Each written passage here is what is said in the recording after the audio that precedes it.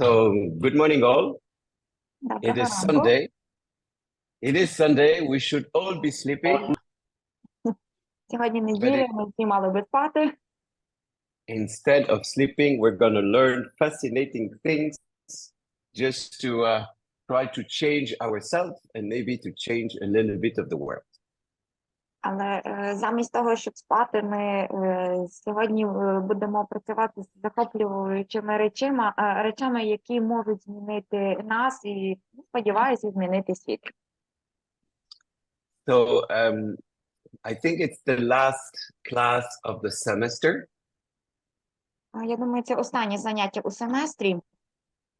Yes, I can do it like this so you see me better.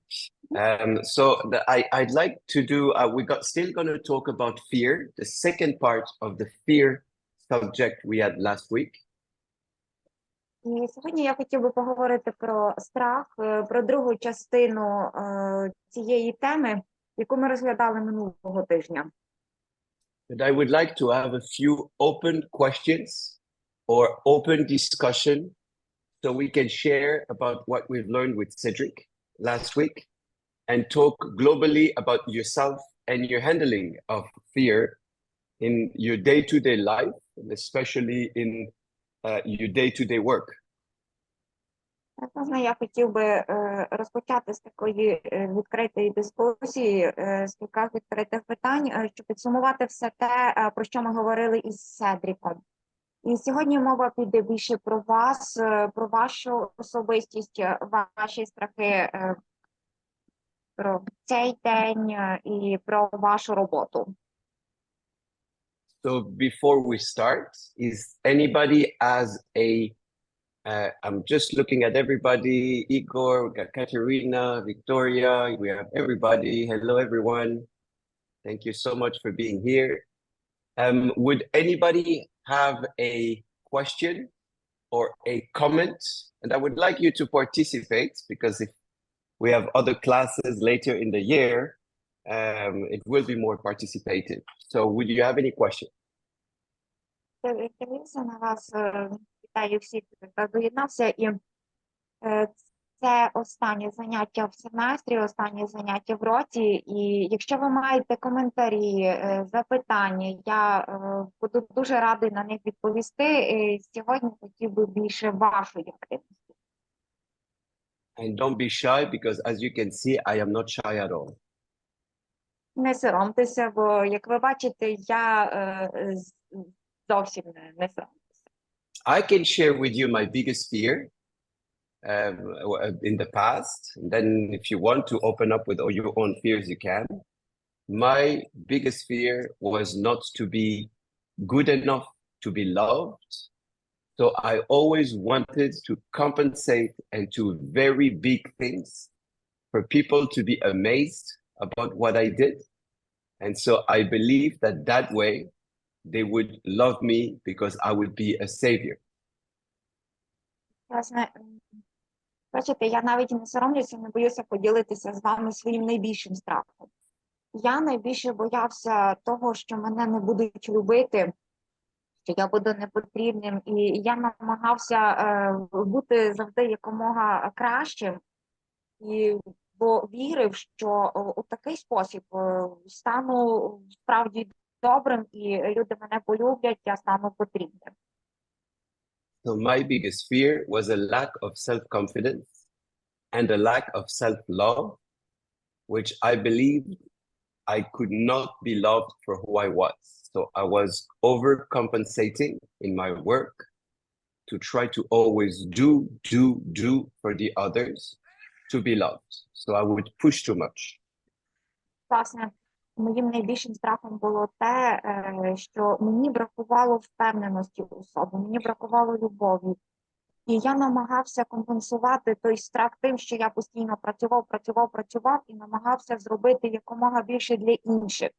Бо вірив, що саме в такий спосіб я зможу добитися любові і поваги від інших. And I have hurt myself by wanting to push too much to convince people that I was a great person. I've actually worked too much. I helped too much. I completely destabilized myself by wanting to be, or by trying to be someone else that I was, to compensate these fears. That was my biggest weakness. І, власне, це мене дуже виснажило. Я перепрацьовувався, я постійно аналізував свої дії, вчинки, заглиблювався в себе, намагаючись компенсувати, заглушити той страх. Але насправді це тільки виснажувало мене. So anyone wants to share something, or we go into the theory of fear? Share something. It would be lovely if someone would share something. Я би дуже хотів, щоб, можливо, хтось теж поділився своєю історією, перш ніж ми перейдемо до теорії страху.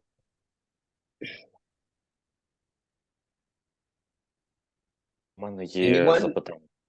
Yeah. Igor has a question. І, невеличкий коментар. Чи можливо людині самій пропрацювати свої паттерни, в яких знаходяться страхи, чи все ж потрібна допомога або консультації психолога, або довга терапія для того, щоб зрозуміти, власне, свої страхи? І як пан Тінео, власне, і зрозумів, що саме його турбує? The question was the next, if it is possible to cope with our own fear by ourselves, or whether we need some specialist to realize what is the core problem with our own fears, and how did you realize what to do with yourself to cope with your own fear? Right. Thank you very much, Igor. Let's go into something, a sentence that I really like. It's you don't know what you don't know. So it is very, okay, sorry, Natalia, go on. Дякую за запитання. І розпочнімо з того речення, яке я дуже люблю. Ви не знаєте того, чого не знаєте. So remember, we have two types of fears. The first one, which is the reptilian fear, which we're going to see again later. And the second one is the mental fear. Пам'ятаємо дві речі, що є два типи страхів. Один страх рептильний, який захований десь у задніх ділянках мозку. Ми його не усвідомлюємо. І другий тип страху якраз усвідомлений. Він у першій частині мозку, яка відповідає за свідомість. So it's a lot of humility, but it's a big strength to have the courage to talk to people around. And actually the fear, you will feel somewhere in your body. It might be in your mind. It might be in the tension of your body. It might be with anxiety. But normally when you fear something, there is a body experience, something that will make you feel it. Власне, про це дуже незручно говорити з людьми, але страх завжди сковує нас. Ми його не так усвідомлюємо, як можемо відчути. Ми відчуваємо напруженість в певній точці, в певній ділянці нашого тіла. Ми можемо почуватися сковано. Це може заважати нам діяти, говорити. So because you don't know what you don't know, going to a therapist, a psychologist, psychiatrist, or other people, they can be the mirror of what you don't see within yourself because it happened in the past or it happened in a traumatic experience. Even small traumas experience we have can completely change the way we're gonna interact with life. Власне, Якщо ми не знаємо того, чого не знаємо, то краще, звичайно ж, піти до фахівця, і фахівець буде нашим дзеркалом. Він допоможе знайти той момент, з якого почався цей страх, допоможе знайти першу причину страху. Це може бути якась маленька неприємна подія в минулому. Це може бути щось поважне, серйозне, яке зовсім вибиває нас із колії і змушує думати по-іншому. So you can read this sentence, Natalia, and translate it. Ви можете прочитати TINEO, that's TINEO. I'm sorry, I cannot hear all the sentence. I cannot see all the sentences. Okay, to know is to know that you know nothing, which is the great philosopher Socrates who said it. To know is to know that you know no. Oh, maybe, sorry. I think I forgot to remove this. Oh, sorry. Я знаю, що я нічого не знаю. Це речення Сократа. Якраз в цій ситуації воно дуже доречне. TINEO is to know that you know nothing. Усвідомити, що я не знаю. The other sentence was this one. You don't know what you don't know. І наступне речення. Ти не знаєш того, чого не знаєш. So the question, Igor, is, who do you trust enough to be the mirror of what you don't see inside of you? Because there is something in your profile, life profile, social profile, psychological profile, cognitive bias profile. There is something that you don't see that doesn't belong to you. It is not your own aligned profile. Go on, Natalia. Зараз питання до Ігоря. Кому ви довіряєте? Тому що, коли є страх, є щось таке у вашому життєвому портфоліо, життєвому, когнітивному пам'яті, яке не дає вам рухатися, яке чуже вам. Це якраз те, що ви не усвідомлюєте, а воно дуже блокує вас. So I know that I would always, every week, I go to see a psychiatrist, or I read something new, or I watch new videos on subjects that I don't know, on personal development, because they always show me something which gives me a different mindset or a different way of thinking.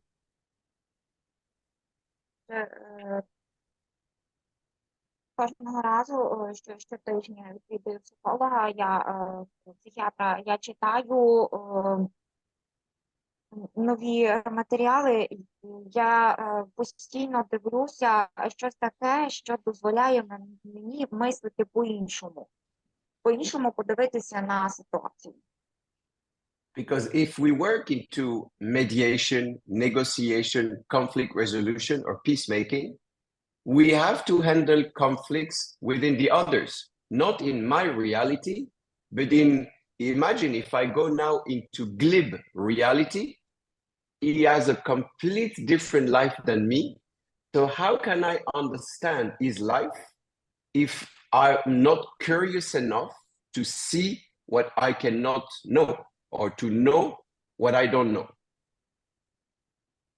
Власне, це важливо, бо коли ми працюємо як медіатори в переговорних процесах чи в миротворчих процесах, ми маємо справу з чужою реальністю. І ми вирішуємо конфлікти не для себе, а вирішуємо конфлікти для іншого. І якщо ми не знаємо того, чого не знаємо, то як ми можемо це вирішити? Ми не будемо настільки заглиблюватися в чужу реальність. Ну, якщо я, наприклад, увійду в реальність Гліба, який зовсім інакша особистість, ніж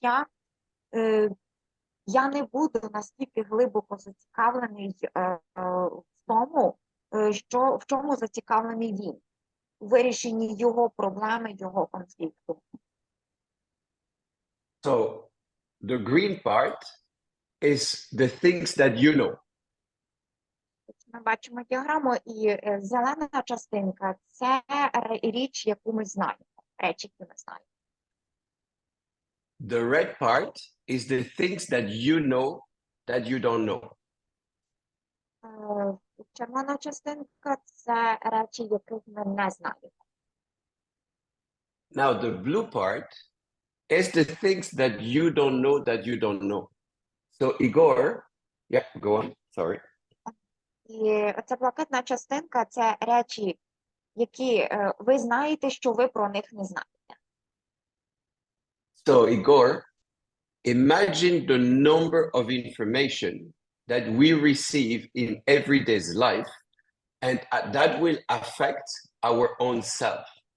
If you're not surrounded enough by a psychologist, psychiatrist, by people of trust, who can actually tell you when you change your voice, when you change your attitude, or who can you talk to when you feel lost, when you feel confused, when you feel afraid.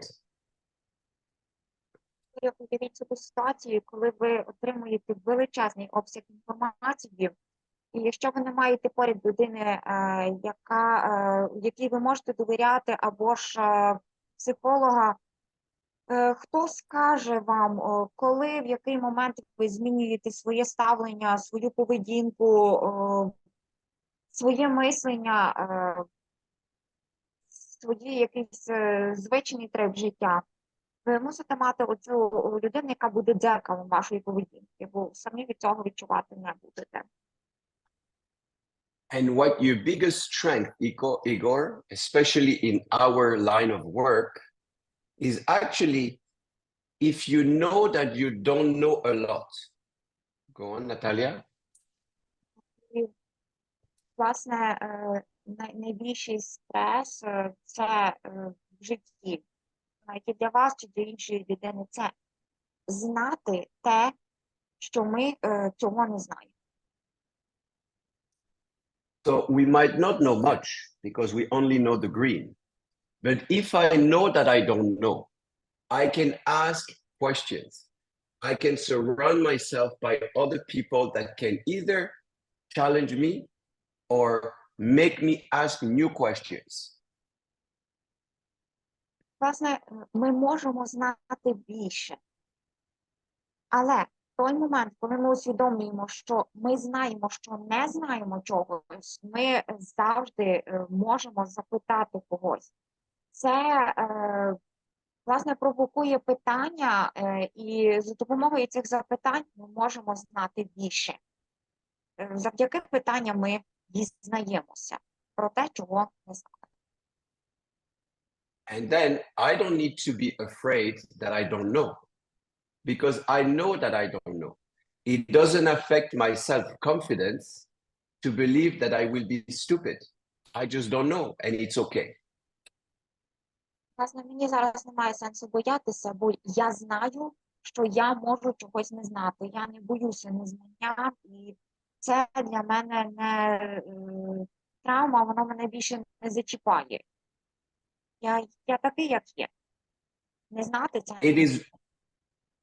It is normal to have fear, like it's normal to be sometimes sad.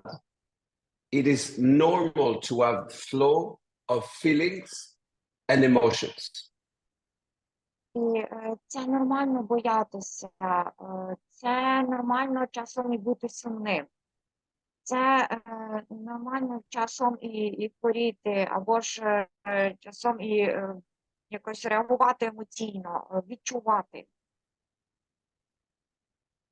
What is not normal, it's not to accept it or not to want to see it. If you believe that you know, you actually might be an idiot. Що ненормально, це не розуміти, що ми щось робимо не так. Не усвідомлювати цього і вірити, що все добре. So I come to Ukraine I speak with you, Igor, about the war in a country. I am from Switzerland. My country was never at war. If I tell you that I know, I know, Igor, I know.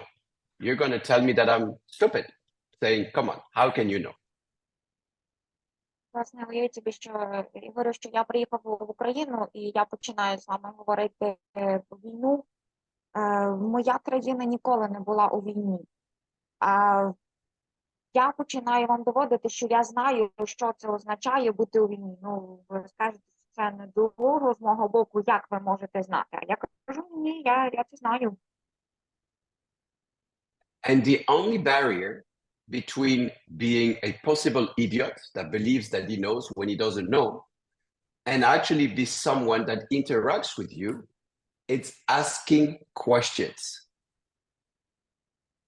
І, власне, єдиний бар'єр між цим страхом і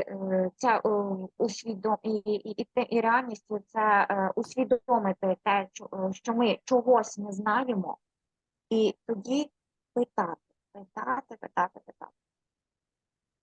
And most of the time we are afraid to ask questions because it is a statement that we don't know. If I ask a question, I am stupid and I don't know. В інших випадках ми просто боїмося питати. Тому що коли ми запитуємо, це якраз є маркером того, що ми не знаємо. І ми боїмося виглядати безглуздо. Ми боїмося визнати власне незнання. І тому так буває складно боротися з тим страхом. Which is the exact opposite. When you ask question to people, you get the exact answer about that person at that time in that situation. That's the most precious information you can get because we are all so, yeah, go on. Але це насправді зовсім по-іншому. Коли ми питаємо, ми отримуємо конкретну відповідь про цю людину, цей час, зараз. І насправді стаємо більш озброєними знаннями. Питати потрібно. Now, remember what Cedric told you last week. The people in his team that would follow him blindly, he would not take with him. Пам'ятаєте, що Стів говорив минулого тижня? Люди, якщо бачать критичну ситуацію, вони можуть діяти всліпо, навіть не усвідомлюючи цього. He needed people around him that would be afraid, because when you are afraid, you are careful. You ask questions, you prepare yourself, and you educate yourself in the situation to not do something stupid. І ви мусите мати людей поряд, які справді бояться. І відчуваючи, усвідомлюючи цей страх, ви будете діяти обережно. Страх змусить вас зібратися і мислити раціонально, питати, радитися, зрештою думати. Every time I do a conference or I do a mandate, I have a little bit of fear saying, am I capable of doing that mandate or that mission? Я часто організовую конференції, або я маю спеціальні мандати, і, звичайно ж, я відчуваю певний страх, але я розумію, що це моя місія, це моя відповідальність. Exactly like when I turned on Zoom this morning, I had a little bit of fear saying, will I be interesting in my lecture this morning? And that gave me a little bit of concentration.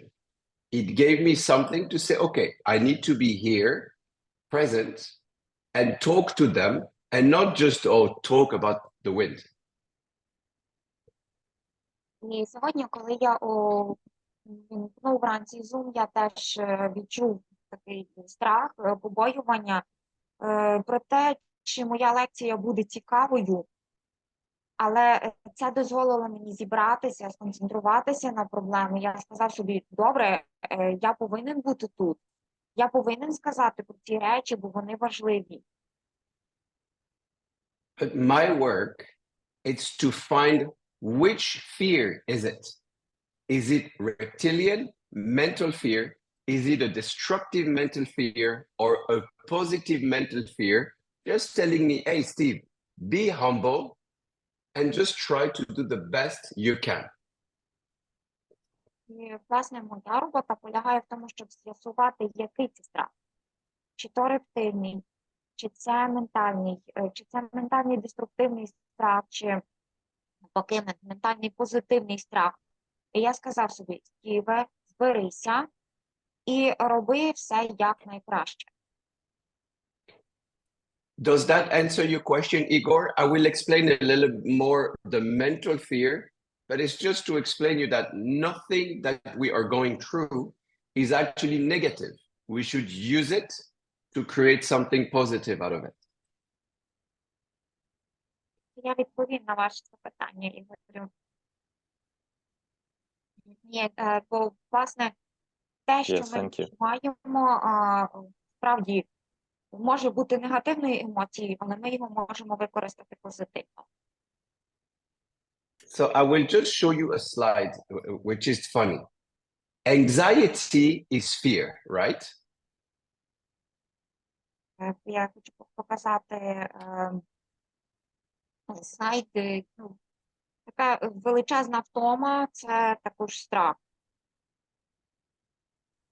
So depression, when we feel depressed, it's mainly because of what happened in the past. And anxiety is the fear of what might happen in the future. Депресія теж негативне відчуття. І якщо я говорю про депресію, то це те, що нас хвилювало в минулому і виливається по теперішнє. А коли я говорю про таку шану в тому, то я говорю про те, що ми боїмося чогось, що станеться у майбутньому. So I found a little, how do you say, graph on internet. It's the anxiety iceberg. So you have on the top what it shows. You have anxiety, fear. Власне, я знайшов таку схему. Айсберг тривожності, айсберг тривоги. І показати, як наша поведінка виявляє цю тривожність, які почуття за нею ховаються. So Natalia, can you translate all the words that you see below the water, which are the trigger of that fear and anxiety?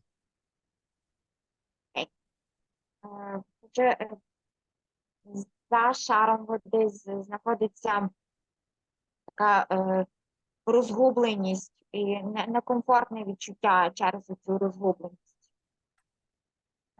Сором, несприйняття, депресивне відчуття, заздрість, фрустрація. Ми також відчуваємося винними, незахищеними, самотніми, пораненими, зраненими, сумними. Ми почуваємося некомфортно, ми спантеличені, ми починаємо шкодувати про певні речі. І ми починаємо бути такими загальмованими, так, застрягаємо на чомусь. І ми починаємо відчувати навіть таку жадібність.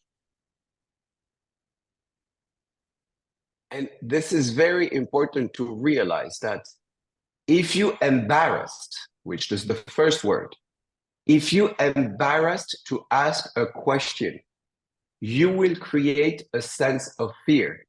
Because why would be embarrassed to ask a question if it's not a lack of self-confidence, saying, I want to know, but I am afraid to show people that I don't know. Or maybe I'm shy. I am afraid to talk in front of people. Перше, що ми відчуваємо, це збентеження, особливо на той момент, коли треба поставити запитання. Ми бентежимося, і ми не розуміємо, що це. Так, це страх, але чи ми боїмося людей, чи ми боїмося виглядати недолуго. Власне, от перше, що ми маємо долати, це оця збентеженість. And so the things you should know about yourself, and we're going to talk about mental fear. I just want to show you something, the things you should discover about yourself to actually make you feel comfortable about what you know, what you don't know, and what you have to do to improve. Зараз я хочу показати вам речі, які ми повинні знати про себе. Вони допоможуть нам почуватися більш упевнено, тому що ми з їх допомогою можемо з'ясувати, що ми не знаємо, що ми знаємо, а що потрібно з'ясувати. So let's start by just a few of the things that we see most of the people not being aware for themselves. Почнімо із того, що більшість людей не знають себе. And take a photo of that graph and just think about it sometimes, about what is your talent and your truth, for example. Most of the people, they're afraid to let their talent out. Зробіть свій скрін цього слайдику і запам'ятайте, що перше, чого люди не знають, це про свої таланти і що є для них правдою. Вони часто навіть бояться показати себе, що вони талановиті. What is your vision, your big dreams? With Sonia, we have created a foundation called Vision for Peace. Our dream or our vision is to bring peacemaking into the world the way we can. And it's a big dream. And every day we work a little bit to make a difference. Власне, також треба усвідомити своє бачення, свою мрію. Наприклад, наше бачення, наша навіть місія із Сонею. Ми створили таку організацію, яка місією якої є приносити мир. І це наша мрія зробити світ кращим, принести цей мир. Ми повинні усвідомити наше бачення світу, з чим ми прийшли в цей світ, і розуміти, чого ми хочемо, про що мріємо. Now, maybe you can read them, Natalia. Numbers 3 is needs. What are your needs to achieve what you want to achieve? Номер 3 – це наші потреби. Чого ми потребуємо, щоб отримати щось? Дійти до нашої мрії. What are your expectations about yourself and about the world? Most of the people say, oh, I don't have expectations. But they want people around them to be exactly matching their own character. It's never going to work. Також ми мусимо розуміти, які наші очікування, бо багато людей кажуть, я не маю ніяких очікувань. Ми повинні чітко розуміти, чого чекаємо, чого хочемо від себе, від інших, бо інакше це не працює. where are you now and what are you going? What can you do 15 minutes a day? Not an hour, 15 minutes a day. So you progress every day, every day, every day, and you never stop. Власне, усвідомити, п'ятої позиції маємо, де ми зараз, куди ми рухаємося. Зрозуміти, що ми робимо не годину, а 50 хвилин на день. Що справді важливо для нас. Igor, what are your fears? When you're conscious of your fears, because you can name them, maybe it's to be ridiculous when I give a conference in front of everybody. Write it down, know it. Then at least later you can conscientize it. Говорю, будь ласка, який ви, чого ви боїтеся?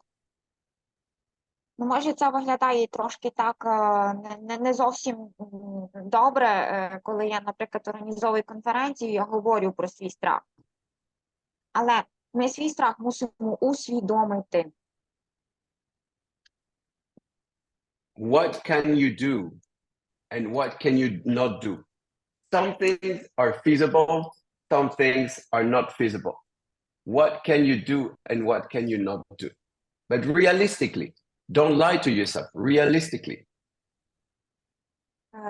Ви маєте ще також подумати, що я можу зробити, а чого я не можу зробити.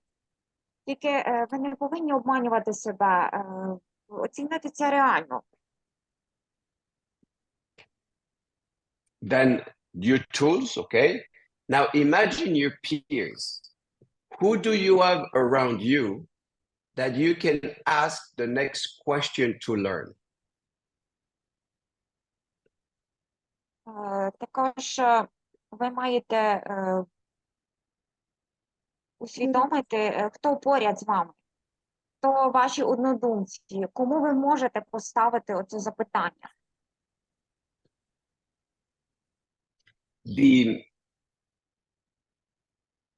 How many people you have around that would know or have the answer to something you actually want to have as an answer, but you are afraid to ask them? І часом ви навіть хочете, щоб вам відповіли, тому що ви боїтеся певних речей.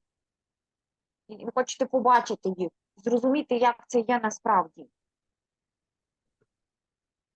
Then we're not going to talk about it, Igor, because I want to go back into the mental fear. But then there are other subjects, and maybe you can translate that, Natalia, which is more in line with your higher purpose, maybe your spiritual path. Власне, зараз я хочу торкнутися питання ментального страху. І ми бачимо на сайті речі, які теж треба знати. Це про свою місію, про те, як ми висловлюємо її, і як зробити так, щоб нам було зручно, щоб наше буття було добрим. І хочу зупинитися на такій духовній стежині, духовному виборі. But that we will talk on the later stage because they're very, very deep subjects, but they're very powerful and important. Власне, ми про це будемо говорити детально, тому що це дуже-дуже глибокі речі. Вони справді мають велику владу нами, не дуже потужні. So, you know, when I see people being really afraid about things, it is more a lack of understanding of themselves, how they behave towards the world, than being afraid of the world. І коли я говорю з людьми, які бояться, які відчувають страх, то причина їхнього страху в основному в тому, що вони зовсім не знають себе. І тому починають боятися оточення і боятися світу. Now, remember one thing. Fear, like pain, it's your body giving you a message. It is not your enemy. It is trying to make you understand something about yourself.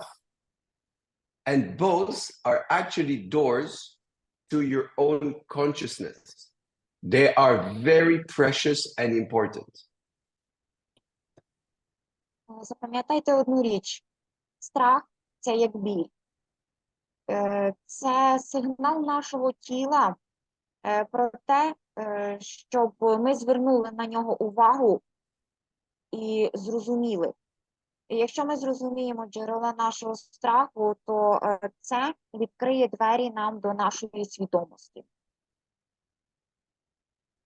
So just to recognize that you have fear and accept it is actually the door to acceptation, and it's going to lower the resistance of what is. І коли ми усвідомимо наш страх, це шлях до його прийняття. А якщо ми прийняли страх, ми усвідомлюємо його. І усвідомлення дає можливість нам бути більш стійкими до страху. So don't take these fears as your enemy. There actually can be very positive as well behind. Тому не трактуйте страх як свого ворога. Він може бути дуже корисним, дуже позитивним, якщо ми його зрозуміємо. So is there any question on what I just said now? Sorry, it was a long answer, but it's a very important answer. Можливо, є ще якісь запитання. Я перепрошую за довгу відповідь, але це дуже важлива відповідь. Actually, I have this kind of question, kind of remark. So actually, when you're asking someone, when you're trying to understand this person, you're always expect this person to understand you and to be like kind of interested in you also. But usually and often it doesn't happen. And so it's very difficult, of course, because you will expect this person to understand why are you interested and why this person should be interested in your position, but it never happens. So it's also very difficult for me, for example. Just a remark. Okay, it's very important. Do you want to say it in Ukrainian, and I will explain it later? Окей. Я сказала про те, що от коли ми запитуємо інших людей, в нас є інтерес до тих людей, ми часто дуже очікуємо, що ці люди також будуть зацікавлені і що вони будуть нас якось намагатись зрозуміти. Але зазвичай дуже часто цього не відбувається, і це дуже важко через те, що ми зацікавлені, ми ж намагаємось там зрозуміти, а ці люди не розуміють. Yes, I explained. Okay, so now the question, Victoria, and I'm going to maybe bother you a little bit with my questions, but why do you want the other, or why do you expect the other to understand you? Я хочу запитати Вікторію, а чому ви очікуєте, що інші будуть розуміти вас? Because you're trying to understand this person, so you I don't know, you just expect this person to understand you. I don't. Are you really trying to understand the other, or are you trying to make the other understand you? Власне, відповідь була в тому, що якщо я намагаюся зрозуміти іншого, я очікую, що зрозуміють мене. Але я запитав її, чому ви намагаєтеся зрозуміти іншого? You will understand, Victoria, that it's two very different angles, and the people who are suffering, because they feel they are not understood, are actually trying to push their ideas into the others, forcing them to understand something. Власне, люди часто якраз і потерпають від того, що вони почуваються відкинутими, такими, яких ніхто не розуміє. А я намагаюся таку ідею подати розуміння того, чого вони не розуміють, щоб вони задумалися над цим. Там трошки не так. Він сказав про те, що інші люди, які страждають, вони намагаються, коли вони от страждають, вони намагаються інших змусити також відчувати те, що вони там, наприклад, несуть, ну, те саме страждання. I just understood that actually I feel that I put a lot of effort in this situation, and that is why I expect this effort to be rewarded, and that is why it's happening. Okay, so let me answer in English, and then you translate it, because I want to give in one sentence. So, Victoria, you are having an expectation because you see the world in one way, and you're trying to impose it to the other one. It is not because you put a lot of effort into something that the other one has to do the same. This is a wrong expectations, and you remove the free will of the other one. I am putting a lot of effort into something, the other one is not interested, I have to accept it. Her free will or his free will, it's to say, I am not interested in your way of communicating or your way of seeing the world. And they have the right. Meritocracy, which is the merit of, oh, I do a lot, you should do a lot for me. It's a limitation in the brain. You believe that because you give a lot, you should receive a lot. And this is completely wrong. This is an expectation, Victoria, that is going to hurt you over the long term, because you expect something from the other one, not for the other one, but for yourself. This behavior can be taken very aggressively by the other side, saying, why are you imposing something on me, Victoria? I do not want to talk about it. You want to talk about it, but I don't want. And then I feel attacked. I feel overwhelmed by you pushing me. So people would close down, and you need to find another way, not your way, their way. Negotiation, it's about finding the link between you and the other one, so the other one would be open enough to enter in an open conversation with you. Negotiation is not about throwing at you what I believe is right. If I would force something into your mind now, because you don't see it, because of whatever reason, then you would say, Steve, you know, why are you just trying to convince me in something that I don't want? I do not want to believe this. And I'm trying to convince you, then very fast, you will shut down. That's, remember, in these expectations and judgment, saying to the other one, you don't want to understand me, it's a judgment. Victoria, I want to understand you, but not today, not at your condition, not at this time, not with this voice and this way you're communicating with me. I am Steve. My only freedom I have is to decide for myself. I ask you to stop for today. I have the right to say that. And this is the expectations we have about the others. It's saying, yes, but look, I am good. I am good, so please be good with me. No, that's what you want. That's not what they want. It's exactly like in the book story, for the people speaking less English, Victoria and Natalia will explain a little bit later. It's exactly, Victoria, about this sentence. Love is to want for the other what the other wants for him or herself. If I love you for what you bring into my life, this is business. This is a contract. You bring me happiness, you bring me money, you bring me satisfaction, I love you. This is wrong. In a relationship, I should love you for who you are. And then sometimes it matches, sometimes it doesn't. If I love you for who you are, but you don't love me for who I am, it's not going to work. But it's your choice. I'm not going to force you to love me in a certain way if you're not open to it. Yes, it's unfair. It's not pleasant. Maybe the other one is selfish and I was giving so much to that person. This is your way of seeing the world. That's not the other person's way.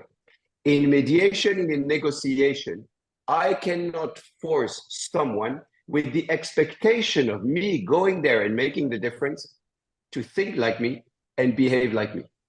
That might actually be the number one mistake we do in relationship. It's to absolutely want to impose our way to others, even if I believe it's positive. Victoria, let's sit down. Let's talk this morning. It's positive. I want peace with you. Victoria, I'm tired. You know, I just need to sleep. I had a bad week. Just don't talk to me like this today. I don't have time. No, but I need to talk. We need to handle this conflict. I cannot handle it emotionally. Victoria, you know, my mother is sick. I have plenty of other things to do. And we're always putting our way to the others. And we expect the others to receive it. This is a huge mistake because as kind as we are, we're jumping on the other and we're actually aggressing it. We're changing their free will into, it's not a free will, it's a Victoria will. And if we when we're emotional, we tend to jump onto people and say, please, we talk, we do this, answer, do that, la, la, la. And then suddenly we just realize that we're hurting them. And sometimes we just need to have 1, 2, 3 days, relax, peaceful. We'll talk about it later. Now, if you are the more emotional intelligent in the room, your responsibility is not to force your way into the other. It's to understand the other way.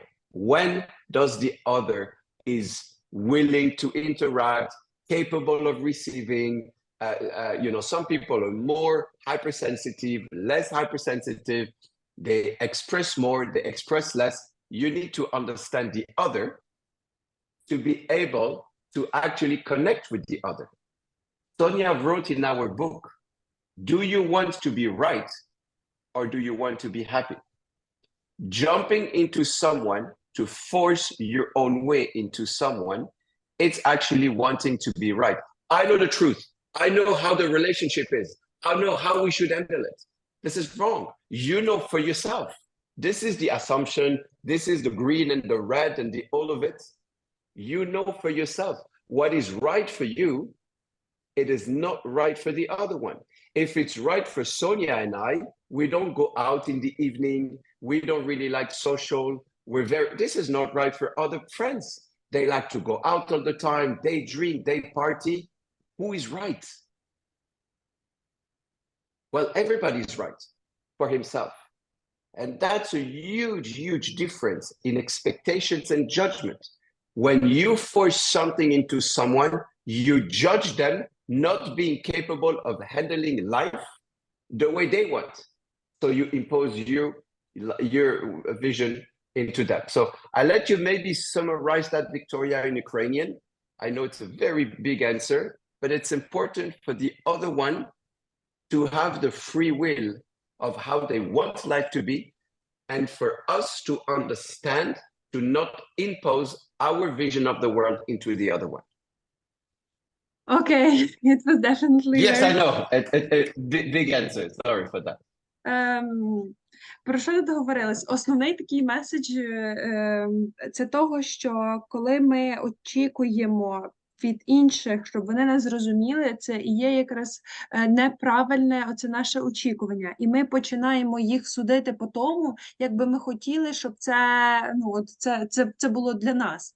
А насправді так не можна говорити. І так взагалі очікувати цього не можна. Через те, що те, реагує інша людина, це має бути її воля. А коли ми її примушуємо, ну, так би мовити, приховано примушуємо чинити так, як ми хочемо. Наприклад, там, я хочу з тобою поговорити, або, ну, це ж правильно, я ж хороший. Ти насправді це на них, типу, як перенос. Ти їх примушуєш до цього. Хоча це не те, що вони хочуть, а це те, що хочеш ти. А це має бути воля людини реагувати через те, що вони мають право реагувати так, як вони хочуть. І ти не маєш їх судити по тому, як вони реагують. Через те, що якщо вони не роблять те, що ти хочеш, це не означає, що ну, там, ти поганий або ще такого іншого плану. Це означає просто, що вони, ну, в них інша реальність і вони реагують по-іншому. І як Соня написала, що чи ти хочеш бути правим, чи ти хочеш бути щасливим. Коли ти хочеш від іншої людини чогось, ти очікуєш, там, давай поговоримо, або ще так, ну, якісь інші очікування. Насправді ти хочеш бути правим. Ти очікуєш, що ця людина там з тобою чи поговорить, і це вже ти її осуджуєш і маєш оці певні очікування. А цього не має бути, бо в людини є free will, типу своя воля, і вона має реагувати, типу, базуючись на своїй волі, а не на тому, що ти їй насаджуєш. Ну, там ще було багато, але я вже не пам'ятаю. I will say one more sentence, Victoria. I want to impose my truth to exist. We want to impose our truth into the other one to justify our own existence. Я хочу перенести, типу, сказати так свою правду, те, що я хочу існувати. І ми це, ну, всі намагаємось довести, от, що ми маємо право на існування таке, які ми є. And I will not talk about the war in Ukraine and Russia-Ukraine, but I will talk about Israel and Hamas, so Gaza. Я не буду зараз говорити про війну в Україні. Я говоритиму про... Natalia, come a little closer to the microphone because the line is sometimes not really good. Yeah.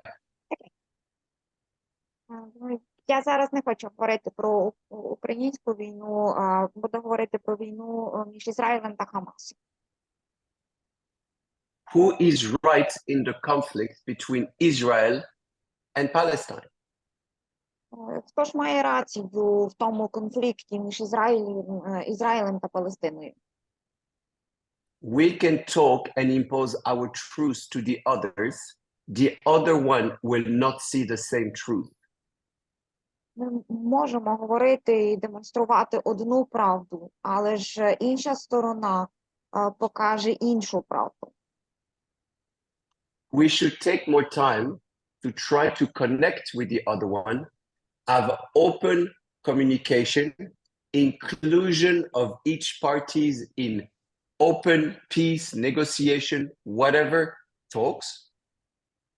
Ми мусимо витратити більше часу і поговорити з кожною стороною, тоді співставити їх і думати, як будувати цю мирну угоду, як працювати. Then trying to convince people that our way of seeing the world is actually the true one. Because if I would be an Israeli, I might be for Israel, but then if I would be a Palestine, then of course, I'd look at the situation, I would be more pro-Palestine because it's unfair. Власне, ми ще мусимо представити свою позицію як правду, бо якщо б я був ізраїльтянином, звичайно, я би був на боці Ізраїлю. Але якщо б я був палестинцем, я відстоював би позицію Палестини, і це нормально. So I want to impose my truth to exist, because if I believe now that I'm an Israeli and that my government, my country and everything is doing something completely wrong, my own existence is put into doubt. And I feel weak. I feel not received. I feel not loved. I feel not in the right country, not the right place, not the right everything. Suddenly, I lose hope.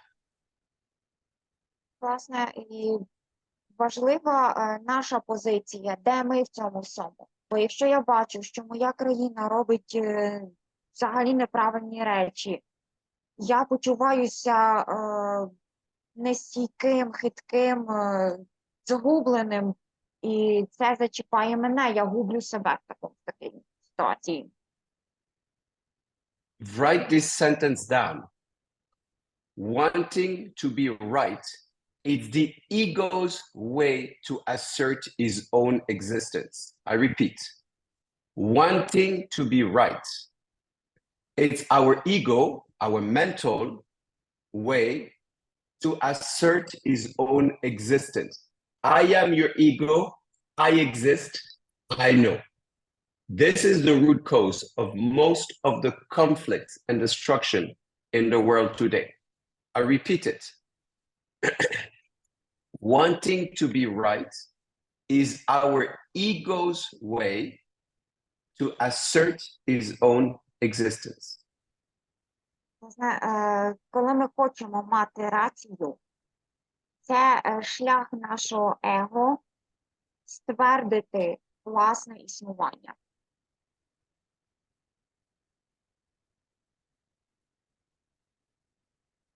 Now, remember, Victoria, the sentence that Sonia wrote in the book, which comes from the Bible? Do you choose to be right or do you choose to be happy? Would you rather be wrong with someone you love, but still take that person into your arms? Or would you rather be right and have separation with the person? What would create more pain? What would create more sadness? What would create less love in a big way? І також ще запам'ятайте речення, яке написала Соня. Чи ви обираєте бути правим, мати рацію, чи ви обираєте бути щасливим? Зважте всі за і проти, що буде для вас більш комфортним. Чи втратити людину, яка є дуже дорогою для вас, чи просто ствердити свою позицію і утвердитися сам. Does that answer your question, Victoria? Yes, of course. Do you understand why we need to learn about ourselves?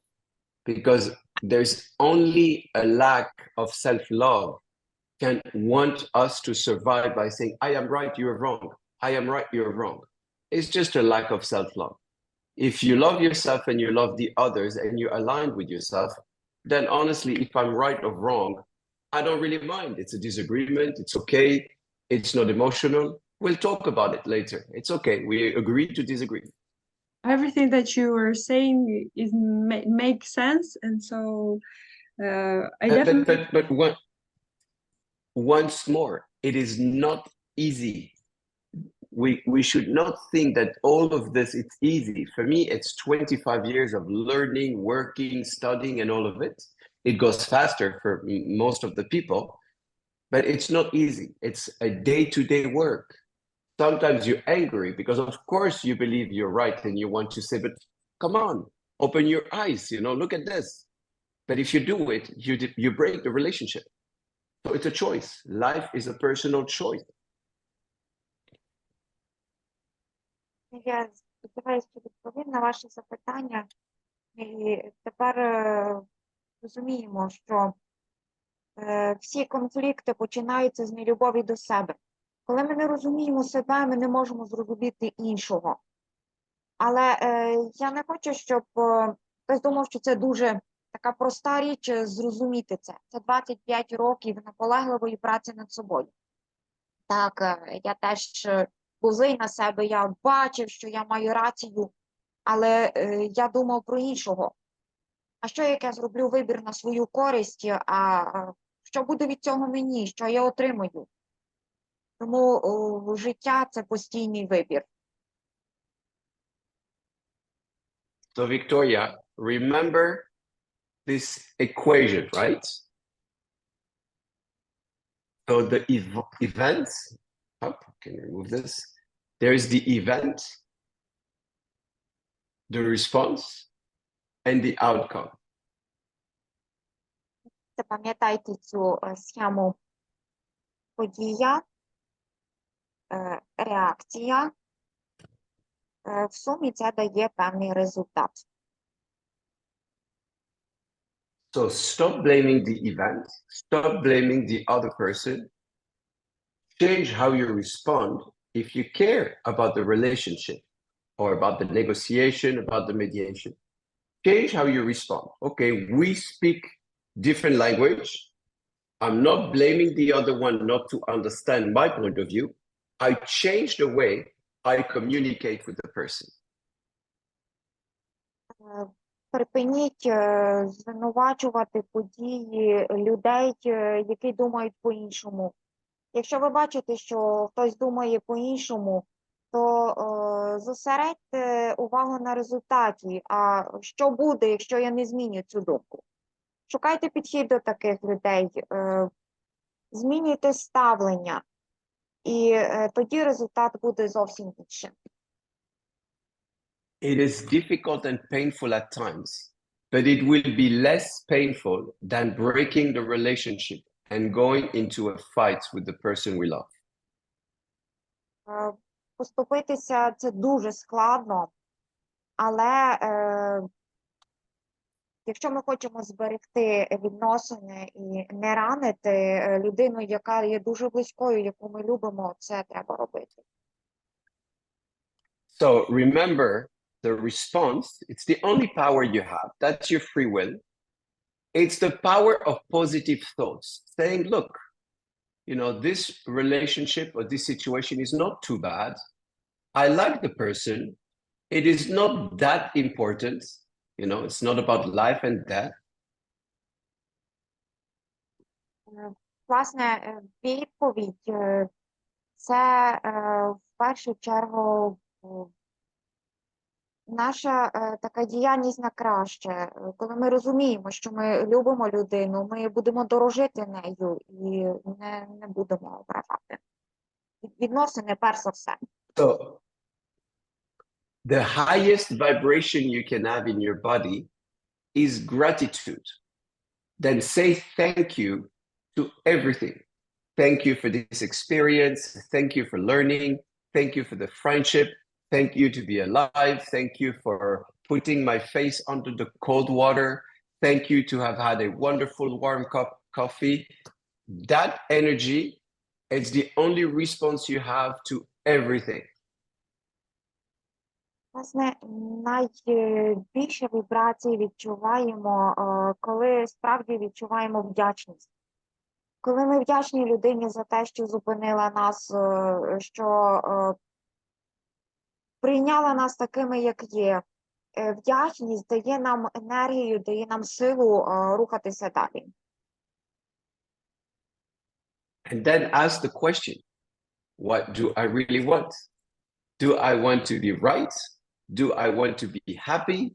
Do I want to impose my point of view? Do I want to learn and grow and, learn together, because you and me are so different than anyway. Remember that sentence? Each one, teach one. We're all teaching and learning from each other. А далі ставимо собі запитання, а чого я справді хочу? Хочу бути поряд, зберігати ці відносини, хочу бути потрібним. І пам'ятаємо, що кожен з нас вчиться, ми вчимо один одного і вчимося від одні одних. Бачимо на екрані, кожен з нас вчить іншого. We're all students of life, Victoria. We don't know much about anything. І студенти можуть помилятися. Ми не можемо знати дуже багато про все на світі. Does that answer your question? Do you have any other comments? No, thank you. It was enough. Thank you. Thank you very much for your question and comment, Victoria. It was really precious. And it was really rich in the experience of what you have. Any other question? Anyone else? Може, ще хтось має якісь запитання?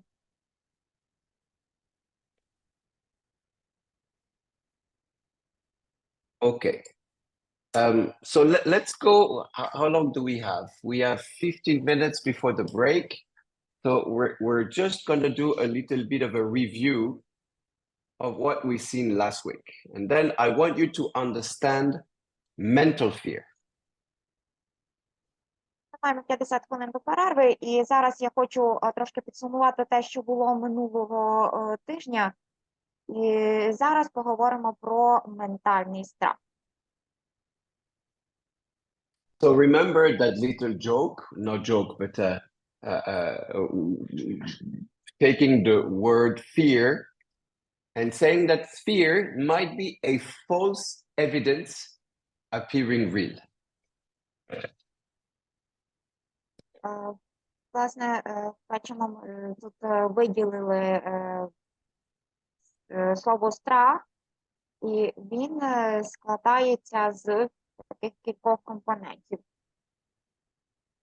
So your body is telling you something, that there's a danger, and we don't know yet where it is created. It is the reptilian brain warning you about something and protecting you, or is it a mental fear projecting something into the future, saying, "Oh, if that happens, I will suffer." Як виникає механізм страху? Спочатку наш рептильний мозок посилає нам сигнал, ми відчуваємо певне напруження в тілі, і таким чином ми можемо відчувати, що щось не так. Оце напруження апелює до нашого ментального мозку, ми усвідомлюємо його, і ментальний мозок починає шукати в пам'яті ту подію, і починає усвідомлювати, чого ж ми насправді боїмося. І нарешті до нас приходить думка, ой, якщо отак от станеться, це буде щось страшне. Ми починаємо розуміти, чого боїмося. So you remember that we have a few different brains, right? Знаєте, ми маємо кілька різних частин мозку, різний розум. So we have human states in our body or in our self with different intelligence that gives us different information about what is happening around.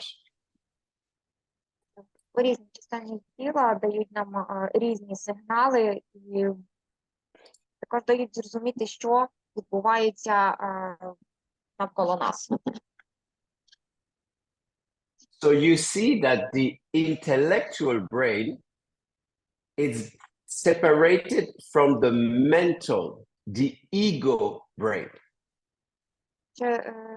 Ви бачите, що інтелектуальний розум, інтелект взагалі відокремлений від ментального інтелекту, від нашого его. So exactly like the physical brain, if you've broken your leg, it's going to send you into your intellectual brain. It will send a signal to say, it hurts, don't use your leg. Calm down, let it heal.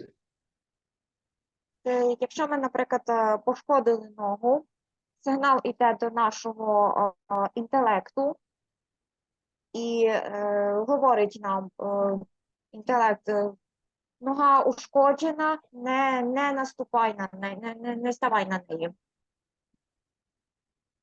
And the mental will take that and create a story for the past and for the future.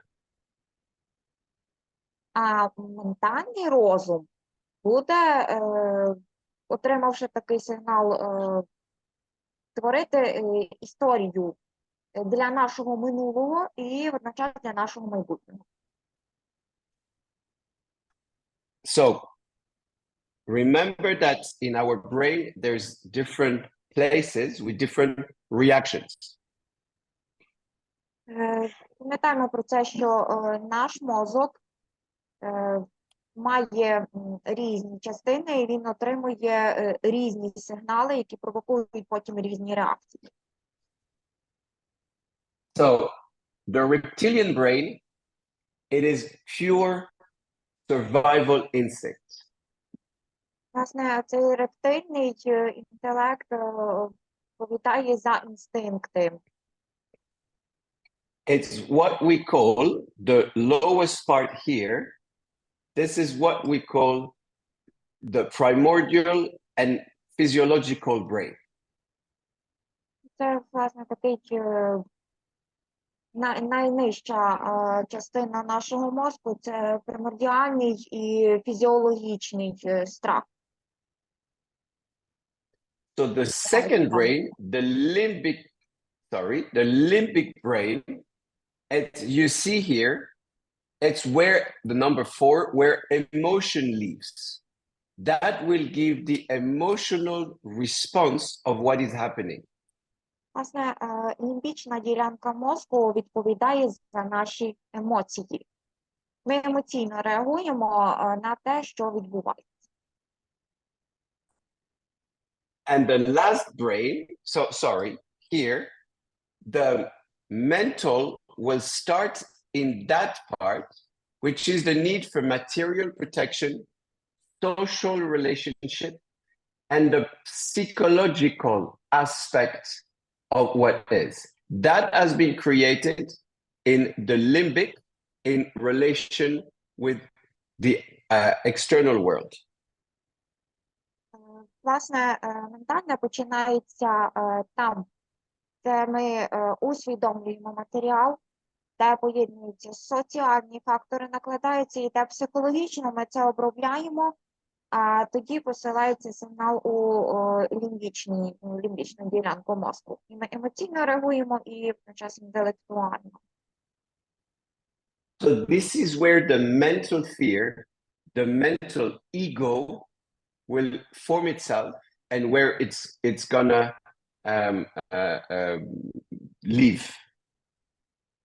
Власне, лімбічна ділянка – це там, де якраз наше ментальне его працює і де, власне, зароджується у той страх. Right.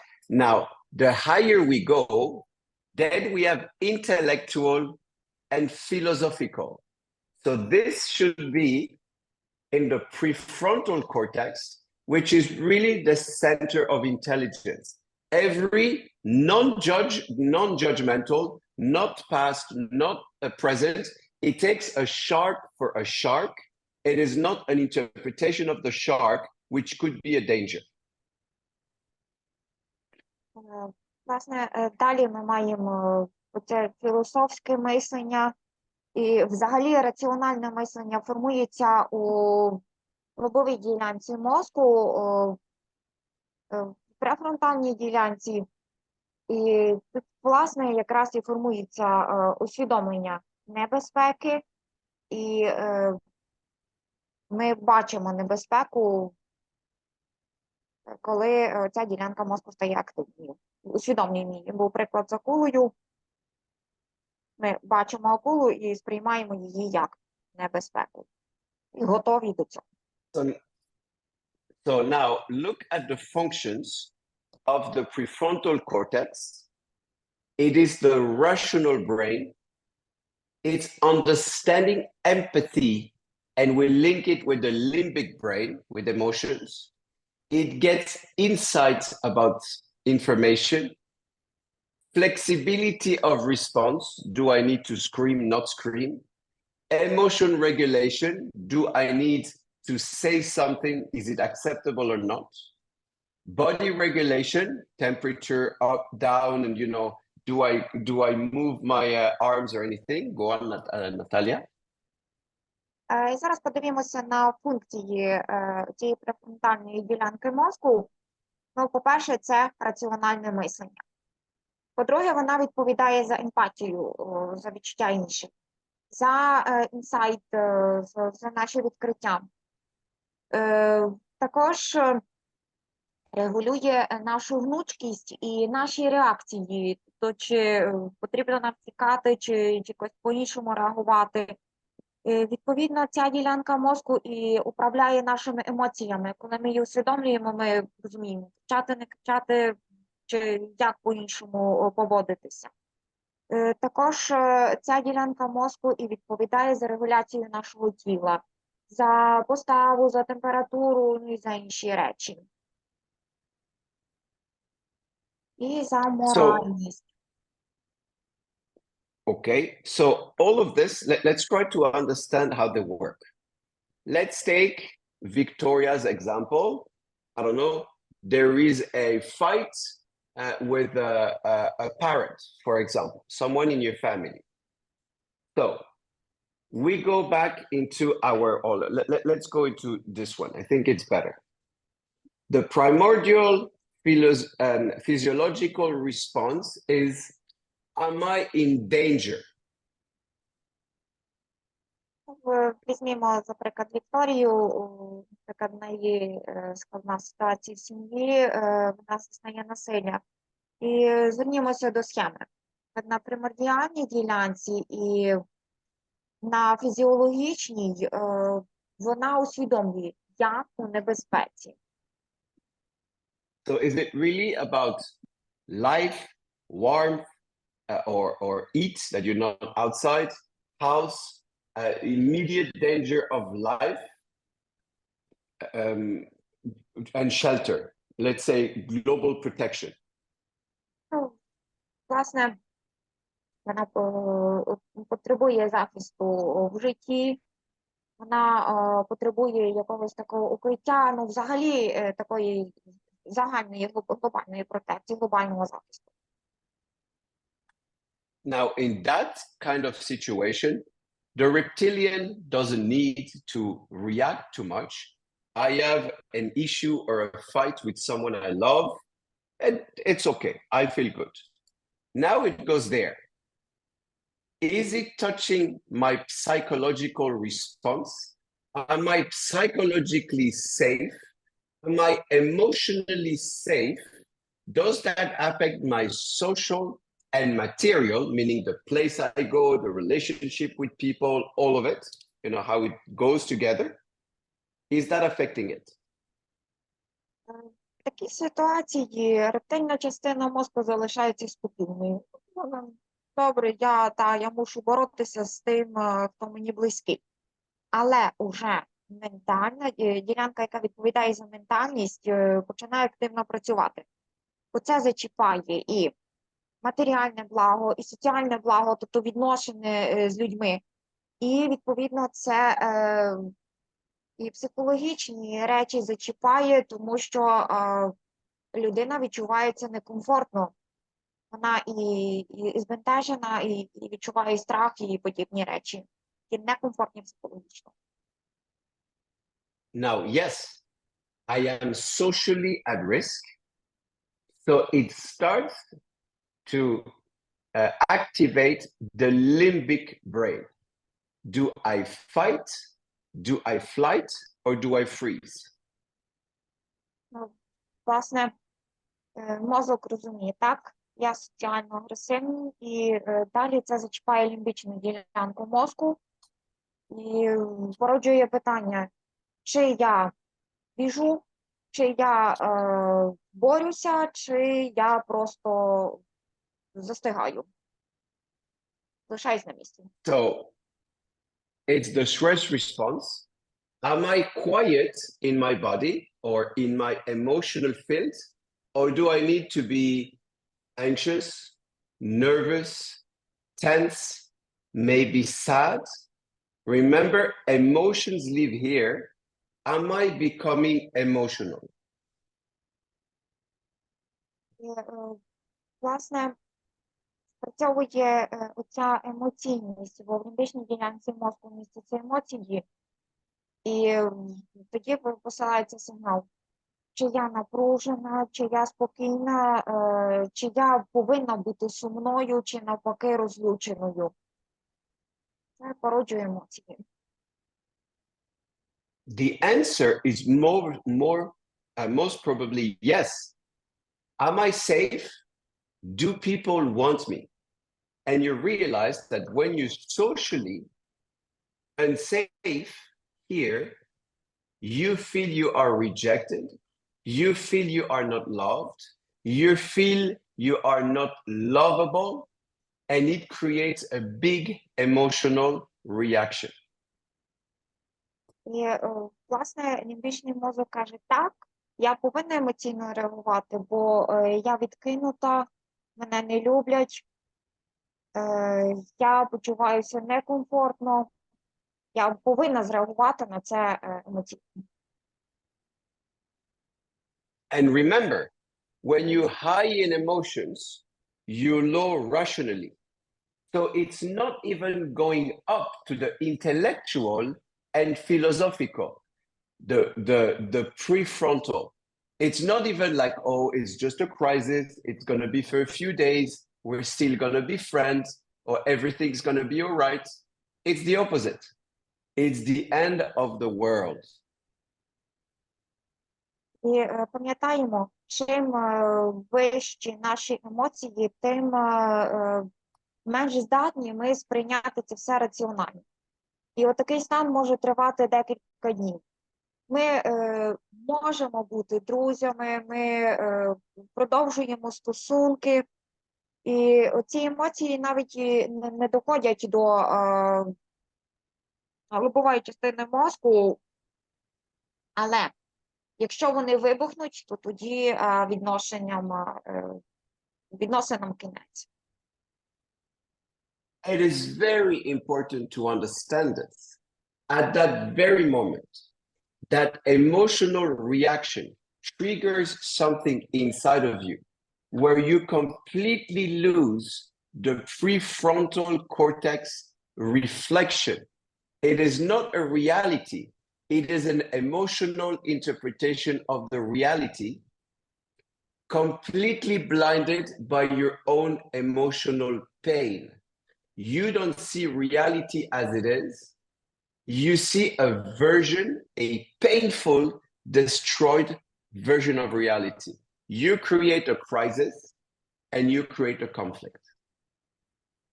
І дуже важливо розуміти, що якщо ви перебуваєте під владою сильних емоцій, ви зовсім не контрольовані вашим раціо. Емоції повністю володіють вами, і ви не можете раціонально оцінити ситуацію. Емоції засліплюють вас, і ви тоді провокуєте конфлікт, бачачи викривлену візію того, що відбувається під впливом сильного болю, який ви відчуваєте емоційно. And now you don't see reality. This is where, when you're high emotional, you're low prefrontal cortex. How will you communicate with the other ones? You are jumping on them. You are emotional. You are hurting them. You are imposing yourself on them. You create conflict and separation. If you understand these people, you will understand how you canalize yourself, because that emotional reaction is cutting the intellectual. Here, we're not going up to the intellectual. It stays at the mental ego level, and we are hurting ourselves and the others and fighting. And I am right. I am Palestinian. I am a victim. I need to kill the Israeli, or I am Israeli. I need to kill the others because every kid of a terrorist is a terrorist. And you completely lose all the rational and intellectual of your brain. Буваючи під дією емоцій, ми повністю втрачаємо оцю можливість працювати раціонально, мислити раціонально. Ми будемо нападати, ми будемо звинувачувати, ми будемо мислити однобоко. Наприклад, я палестинець, ізраїльтяни мої вороги, я мушу їх вбивати. Ми просто перескакуємо через свій розум і діємо тільки виключно на емоційному рівні. Ми навіть не доходимо до усвідомлення наших емоцій. І коли маємо ситуацію з такою людиною, ми повинні розуміти це, що її раціональна ділянка зараз просто закрита. So let's go back to the movie I showed you last week, because this is so well explained. We'll do it step by step. I think I can start it here, and then I have the pause here. Yes. Зараз So remember that movie? Yeah. повернімося зараз до відеоролику, який ми проглядали минулого разу, бо він дуже добре це демонструє, і будемо аналізувати його так в деталях. So remember, the lawyer is speaking with the wife who has been attacked. Sadly, she was raped. And the lawyer say, what, you didn't defend yourself? Oh, you lady are never making things easier for us. So it's a big judgment. Знаєте, що зараз розмова ведеться з дружиною, яка знала тиску. Why didn't you report them? And the husband is explaining what happens in the reptilian and limbic brain, and the reason why women, most women, when they're attacked, men as well, differently, will completely freeze and not fight back, not because they don't want, because to survive, that reptilian and limbic brain is neutralizing the reaction to survive. Чоловік пояснює, чому жінка скована. Ця скованість пояснюється її інстинктом самозбереження. Він показує, як працює лімбічна ділянка і рептильна ділянка. Let's watch it. Жінка не нападає.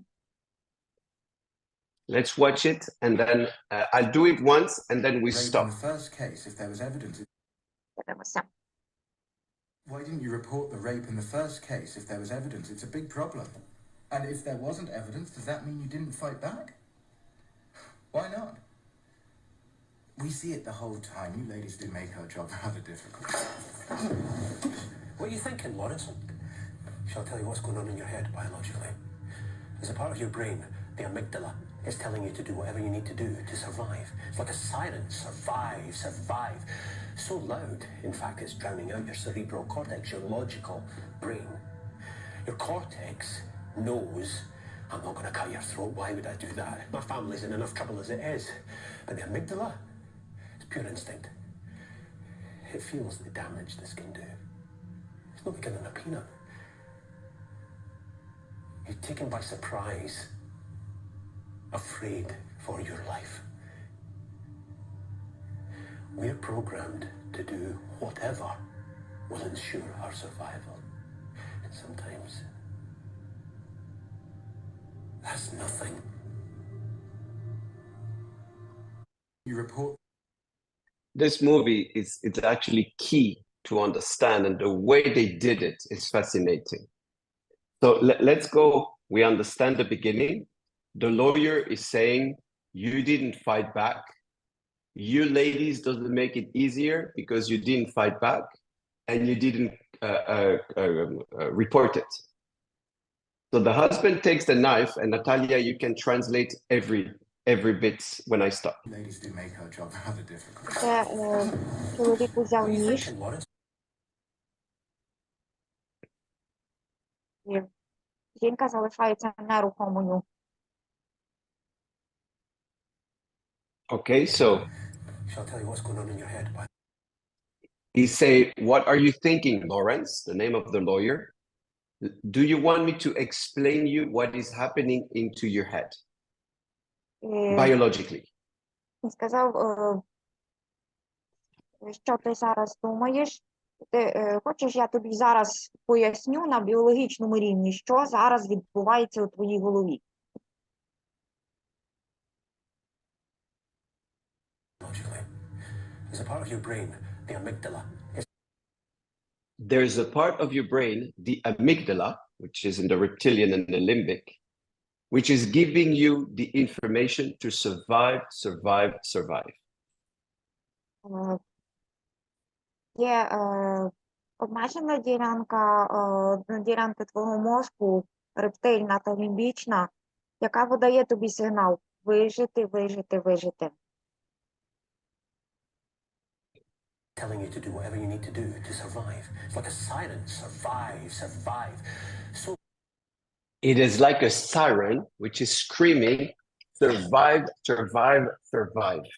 Це як сирена, яка волає виживи, виживи, виживи. It's so loud that it's in fact, covered. it's drowning out your cerebral cortex, your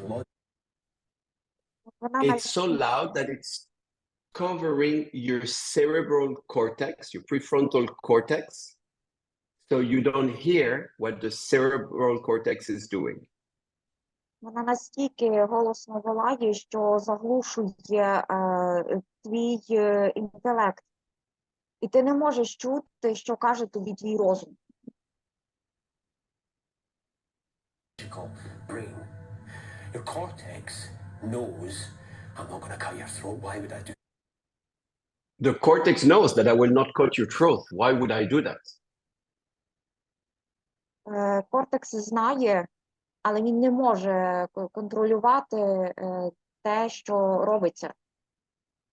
that? My family's in enough trouble as it is. But the amygdala is pure instinct. But the amygdala is pure instinct. It can, oh wait. Yeah, go on, Natalia. Але цей поріг мозку не може бути перейдений. І цей ментальний мозок працює. А він не може перейти до інтелектуальної частини. Feels the damage this can do. So your amygdala feeling the damage that the knife could do. І ця тильна частина мозку відчуває, лімбічна частина мозку відчуває, що ніж може зробити. It's not like in a peanut. You're taken by surprise, afraid for your life. When you are taken by surprise, afraid for your life. І коли ти у полоні такого здивування, що ти мусиш боятися за своє життя, We're programmed to do whatever will ensure our survival. We are programmed to do whatever it takes to ensure our survival. ми запрограмовані робити бодай щось, щоб вижити. Sometimes that's nothing. And sometimes it means doing nothing. That's the freeze. Часом це означає не робити нічого. Тобто застигнути. So after the break, we're going to talk about what's happening in the mind when you have a fear and how this mental will take, which is going to take the intelligence that you have in the brain with the emotional trace, the trauma that is in the amygdala or the limbic brain, and project it into the future to create a reality which is not happening yet. Власне, зараз ми матимемо перерву, і після перерви поговоримо, як цей ментальний страх усвідомлюється, і як взаємодіє ще й оця тильна частина мозку, як формується слід від страху, який буде впливати потім на наше майбутнє. So let's come back in 20 minutes. It's a little shorter, but we have a lot to cover. See you in 20 minutes. Have a good break. Good coffee. Отож, маємо 20 хвилин перерви і побачимося після неї. Це 20 хвилин. Зараз відпочиваємо. Hello, everyone. We are back. We are back. Так, повертаємося. So let's start by asking if anybody has a question, because these subjects are very, very important. And of course, it's short time we have. Normally, I would take much more time to explain you all of this. So ask me any question, please. І розпочнемо з запитань, бо насправді маємо не так вже багато часу, але ця тема дуже-дуже важлива, і тому питайте.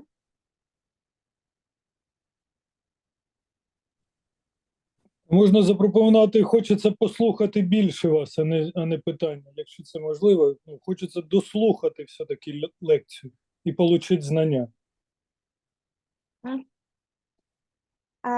Clive just suggested that he'd rather love to receive more explanation. Yes. About what, Natalia? About fear in general. Yes. Yes, we're going now. We're going now. That's the next. We're going to go into this mental fear. Зараз якраз і будемо говорити про ментальний страх.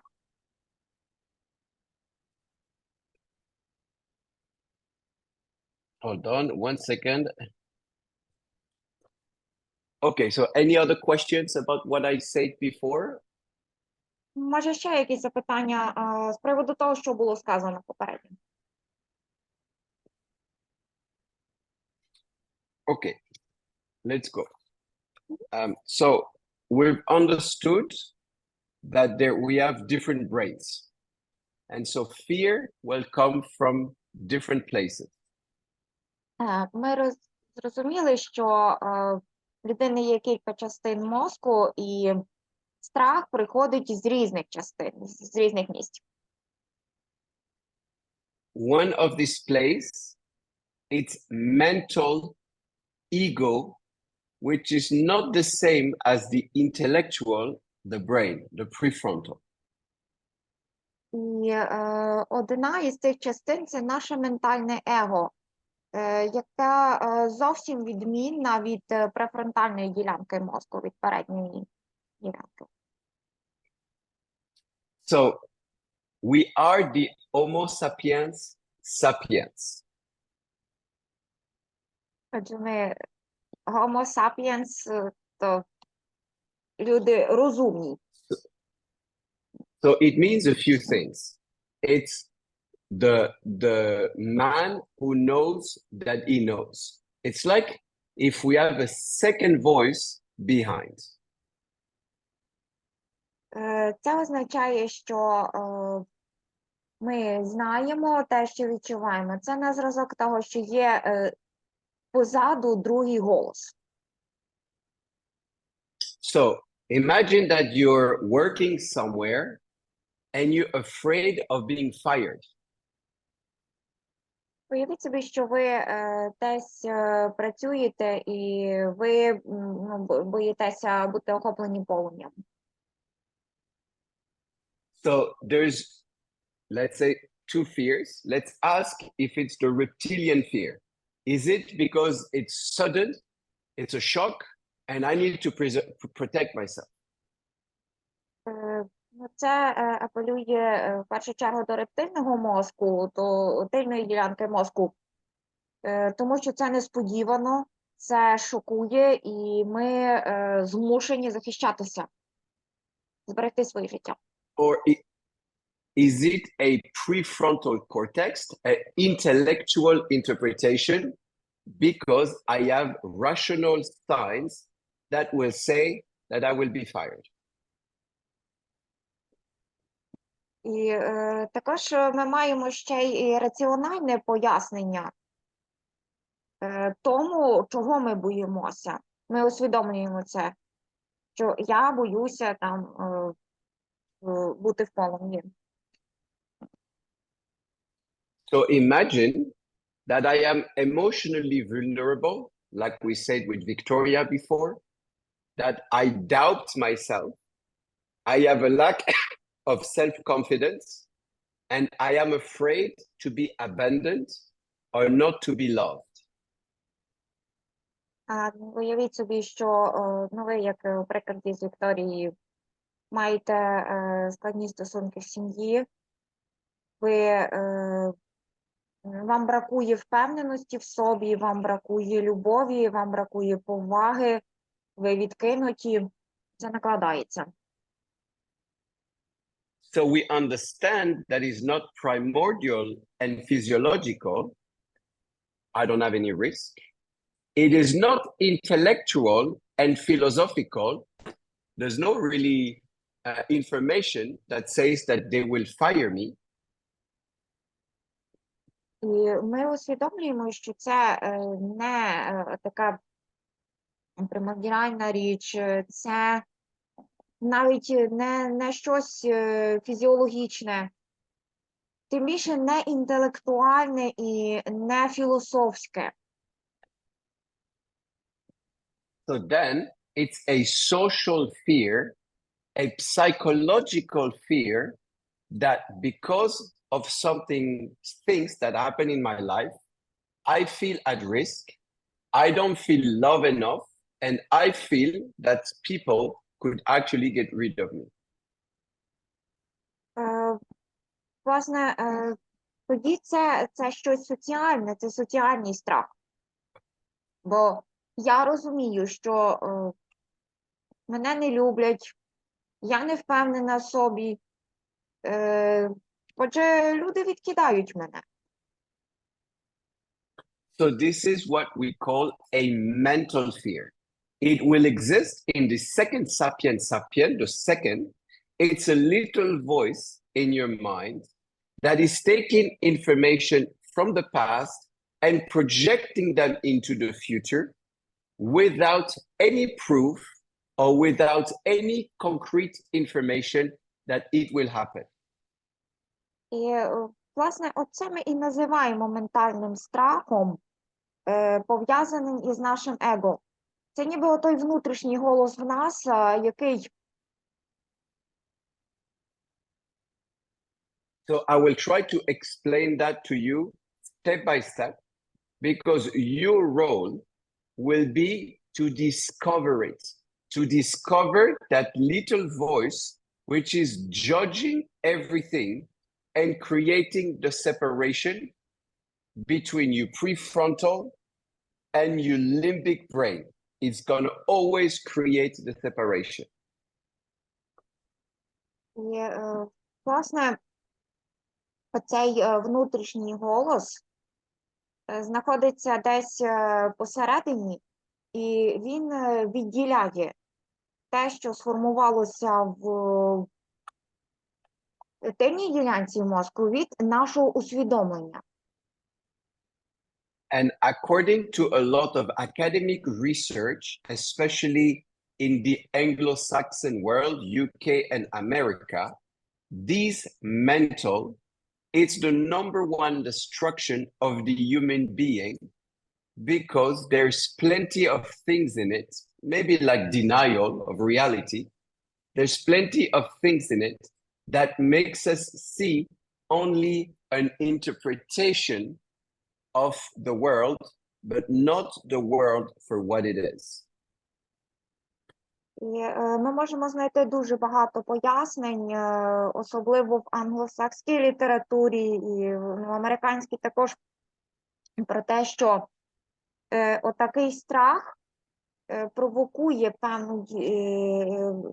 певне сприйняття дійсності, і насправді це нереальна дійсність. Oh, yes. And thank you for the person who has put the comment in the chat box. It's not about going up in flames. It's being fired from a position, dismissed from a position at work. Sorry. Thank you for mentioning it. Якраз про страх звільнення, страх бути звільненим. So let's try to study it step by step, and please stay with me, because for your personal evolution, if you understand that little voice in your head, Igor, regarding your question, you will understand which fear is talking to you and you can act accordingly. І, будь ласка, зараз будьте дуже уважні, тому що оцей внутрішній голос, який промовляє до нас, може підказати нам, який саме страх ми відчуваємо. So something is stressing you. You don't feel good about something. Your body is tense, is telling you that you're uncomfortable. Отже, щось вас хвилює, ви відчуваєте напруження в тілі і почуваєтесь некомфортно через це. So let's say that it's maybe because your boss passed in front of you at the office and didn't say hi to you. So you believe that he's angry and your mental is analyzing this information as a negative information. Це можливо через те, що, наприклад, ваш керівник пройшов повз вас і навіть не привітався з вами, а наше ментальне его це сприймає як негативну інформацію. І це починає хвилювати нас. So, this is what is stressing you. It's the wider circle. But what could happen in your mind is very big in what is stressing you. It's telling you that I can be fired, I can have a warning, I will lose my salary, I will never find a work anymore, all the possibilities. І, власне, те, що нас хвилює, описує навколо нас величезне коло. Ми починаємо моделювати, що може статися. Тобто ми можемо бути звільнені, ми втратимо нашу заробітну плату, ми будемо відкинуті чи ще щось інше. Ми починаємо домислювати це. І те, що відбувається в нашій голові, це величезна хмара таких думок. So, there's a warning and all the possibilities open in your mental, using your intelligence, saying, solution number 1, 2, 3, 4, 5, 6, and you become completely saturated, overwhelmed by danger. Oh my God, all of this can happen. Власне, починається певна реакція на це. Наш інтелект починає вибудовувати, що може статися перше, друге, третє, і ми просто переходимо в стан поглинутості оцими думками. Ми починаємо відчувати тягар цих думок.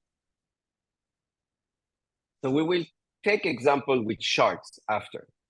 So now you have all your mental, the social risk is telling you plenty of different stories. It creates fear and anxiety, but out of all of these stories, only one will happen. Власне, наш мозок починає вибудовувати різні історії. Ми починаємо відчувати цей соціальний страх. І будувати модель, що може статися, але що є насправді реальним, це те, що дійсно відбувається. So it means that you leave something which is one event. Event, your response. Yeah. Це означає, що ви проживаєте щось таке, як одна подія. Ви проживаєте цю подію, і, відповідно, ви на неї якимось чином реагуєте. Одна подія, одна реакція. So my response is emotional. I have fear. It goes into the limbic, the emotional brain. I feel tense. I feel that energy.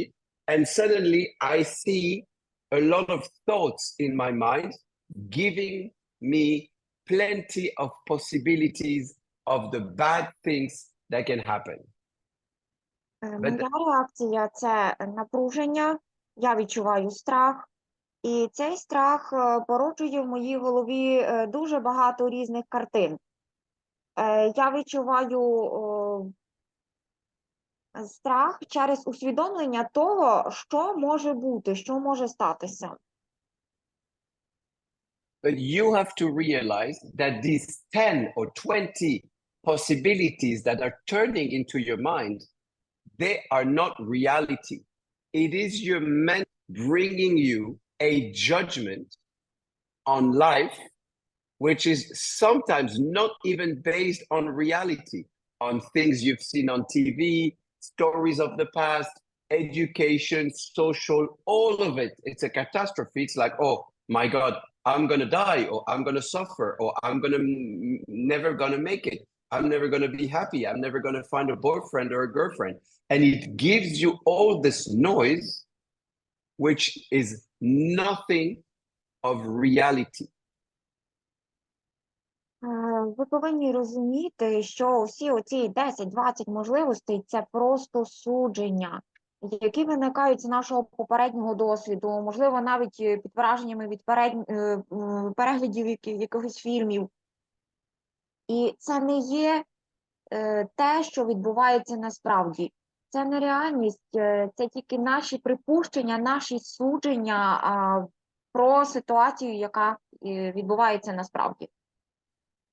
So you arrive at work in the morning, your boss passes in front of you, doesn't say hi, you have a feeling of rejection, a small emotional reaction. Your mental is giving you 10 stories. I made a mistake, I'm going to be fired, I will not have my salary, I will not be promoted, all these stories. Ви приїхали вранці на роботу, ваш шеф пройшов повз, так і перед вами, не привітавшись. Ви, звичайно, збентежені цим.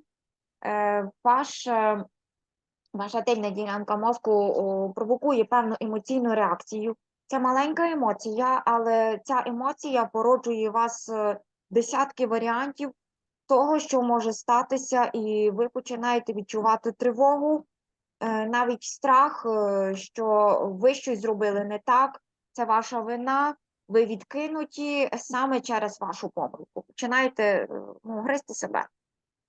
But only one thing will happen. And there's often the thing that is happening, it's actually not even in the scenarios that our brain had created. You know, maybe you're not fired, maybe you're not going to be punished. Maybe the boss is going to come back and apologize, saying, this morning, I was just busy in my mind, sorry, I didn't see you. Але тільки одна річ може статися. І вона може бути взагалі поза сценарієм, який ви намалювали собі у голові. Ви можете залишитися на своєму робочому місці, вас ніхто не буде карати чи відкидати. Може бути так, що за хвилину ваш шеф повернеться і скаже, ой, вибач, моя голова така забита з самого ранку, що я навіть тебе не побачив і не привітався. So we understand that there's what is stressing you, what could happen, all the 10 different possibilities, and what will really happen. But now your mind is doing something very, very weird. It takes that dot, or that, it can be this one or another one, hold on, it can be another one there, or it can be another one there, or another one there. And he takes one of these dots and makes it being all of this. Зараз ми розуміємо, що робить наша голова. Вона обирає собі якісь певні точки, що може статися, і загромаджує нашу свідомість цими точками. Насправді одне щось може статися. А ми в своїй голові пропрацьовуємо сценарії, де може статися все, що завгодно. Всі оті точки, які вибирає наш мозок, вони можуть бути реальними в нашій голові. Ні, можна я you're- трошки... you're- Sorry, I need to clarify the translation. Він говорить про те, що наш мозок бере якийсь один з можливих варіантів, і він цей варіант робить настільки великим, ну, він робить оце все коло заповняє ним. Тобто це все те, що нас стресує, все, що може статися. Він одну цю точку розширює повністю на всі. до таких. So it means that imagine you think you will be fired. It will take the entire cognitive charge that you have, and you cannot see anything else. You are so emotionally touched that your prefrontal cortex is blinded by your mental, exactly like when it's the reptilian. The reptilian is blinding it, but it's the same, but it's the mental. It's a fake interpretation of what is, which is creating, and Victoria, in your example, it is exactly the same. Then you so much want to push and convince and seduce and everything that you don't even realize that it is an interpretation of life and it is not the real risk.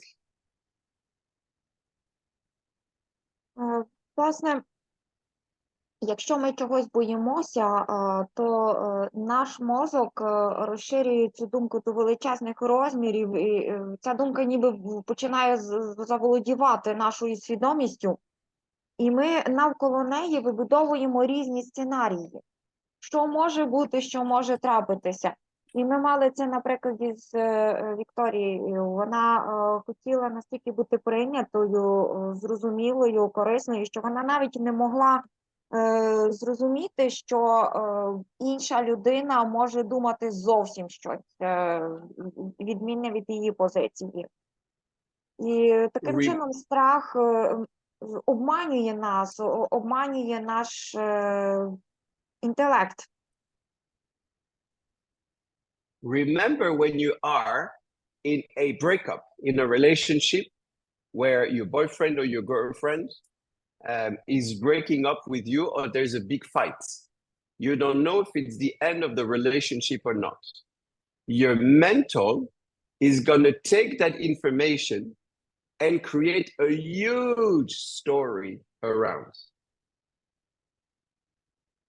Уявіть собі, що ви перебуваєте у стосунках, і між вами виникають часті сварки, ви на грані розриву, але ви не знаєте, чи це кінець стосунків, чи ні. І на цьому ґрунті ваш мозок вибудовує величезну історію найгіршого сценарію.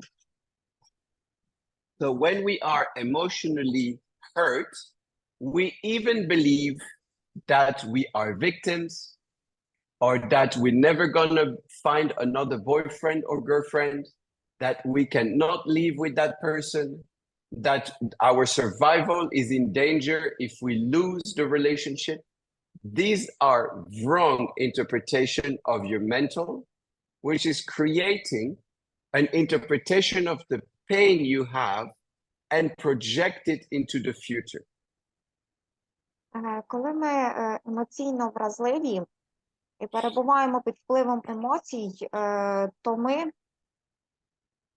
вибудовуємо собі найгірший сценарій, ми свій біль, те, що ми відчуваємо, починаємо переносити в реальну дійсність.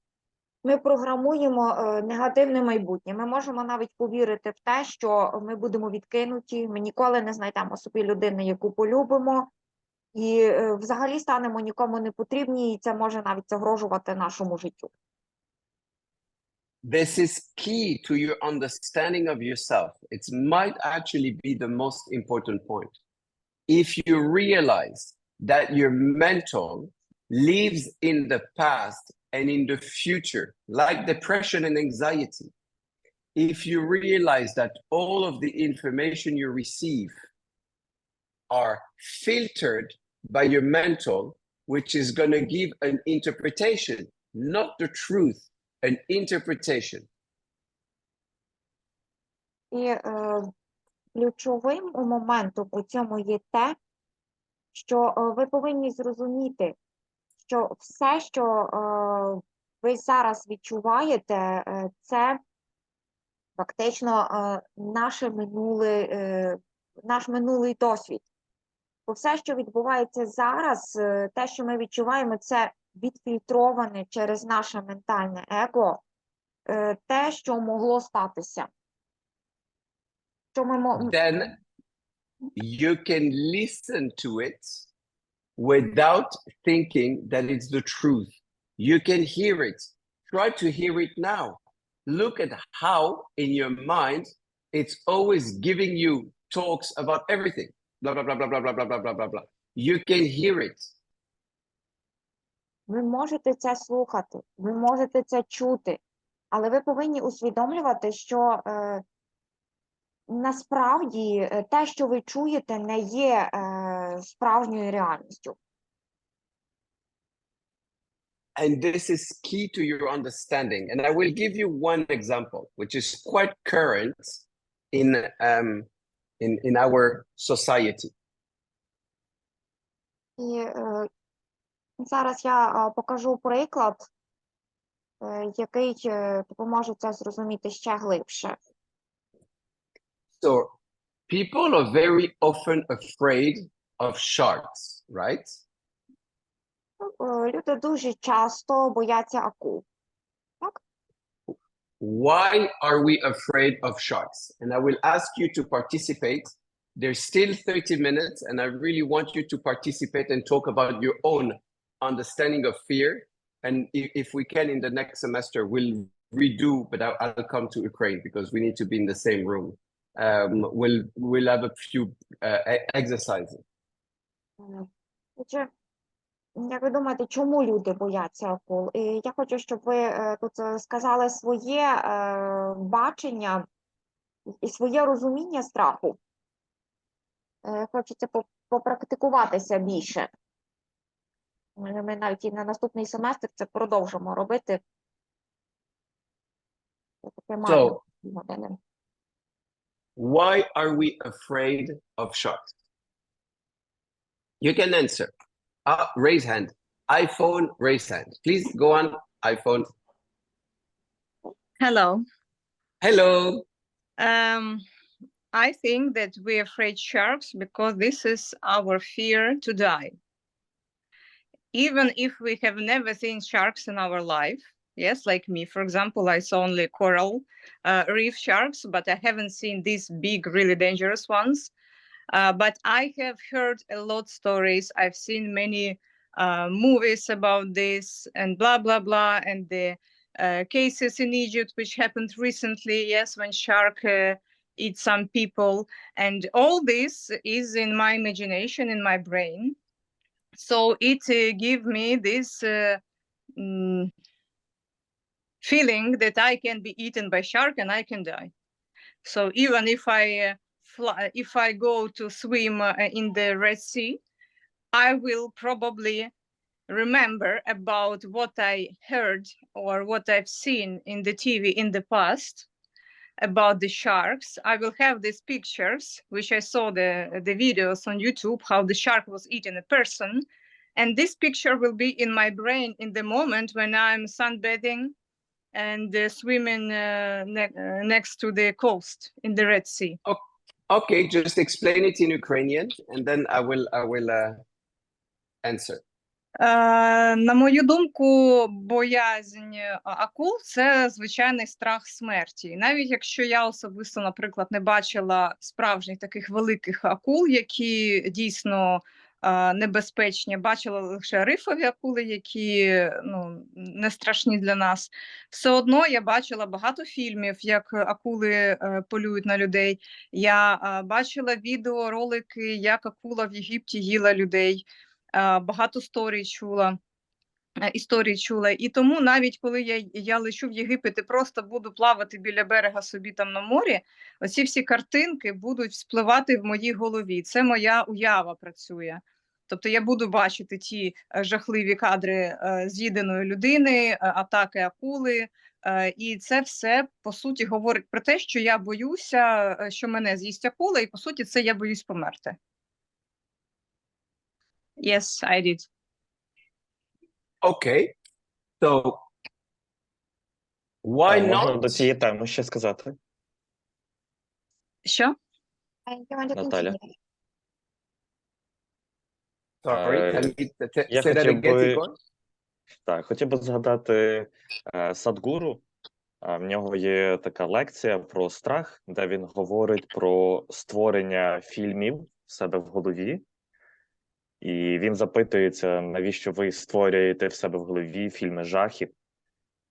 Спробуйте створювати фільми з жанром комедія, лірика, щось таке, що вам буде приємно. То так до попереднього спікера, тому що я не знаю, як звати Діана. Це, власне, ми якби дійсно являємося цими режисерами свого сценарія, і в нас завжди є вибір, який фільм, власне, ми будемо створювати. І що в цьому фільмі акула буде робити.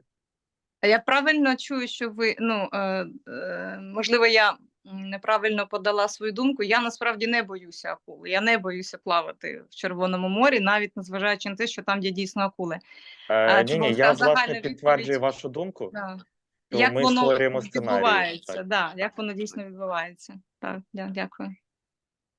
So my question to you is quite important.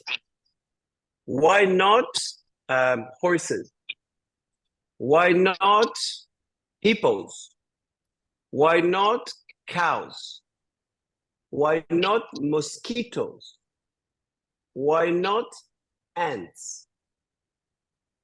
Because we Why have not? in our life experience with cows, with horses, mosquitoes, and we didn't die, nothing has happened.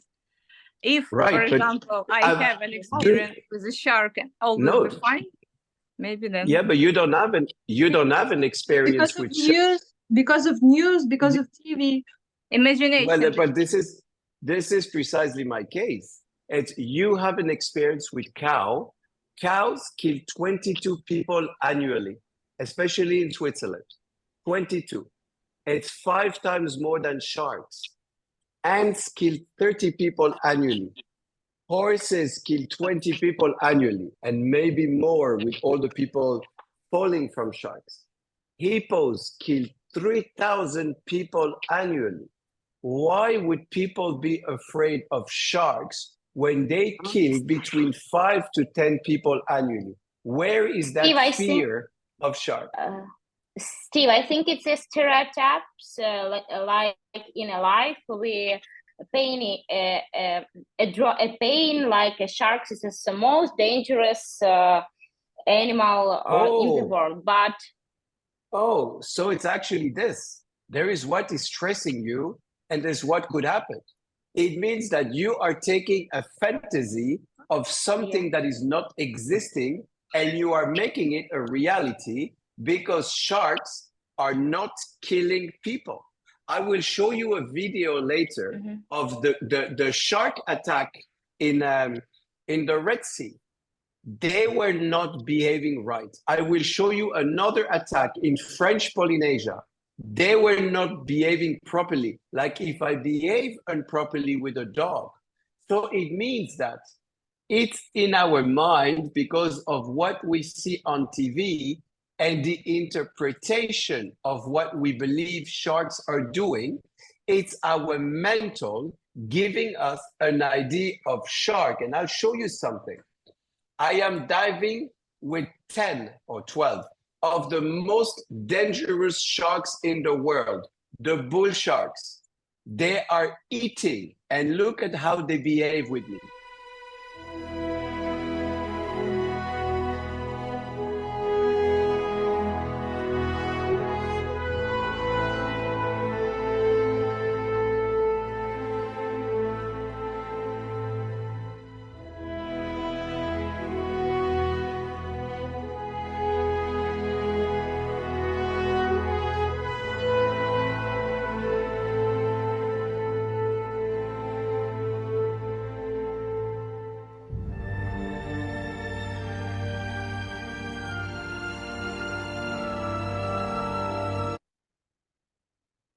So we actually wanted to make another point for a Netflix video. They needed to film sharks underwater. So I took Walter Bernardes, which is one of the biggest shark experts in South Africa. And we wanted to prove that sharks will not eat humans if you behave properly. So with all of the sharks, we went into the water for 1 hour. They got to know who we were and that we were not thieves. Then we were at the surface and we asked the people to throw food, the same food we gave them underwater. Look at what happened.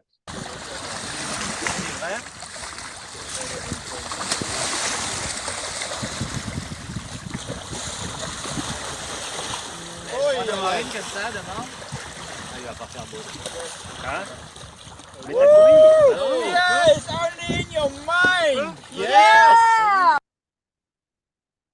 Fear is in your mind only. You create the fear by believing in something that might actually not be the truth. Sharks will never attack underwater if you behave properly.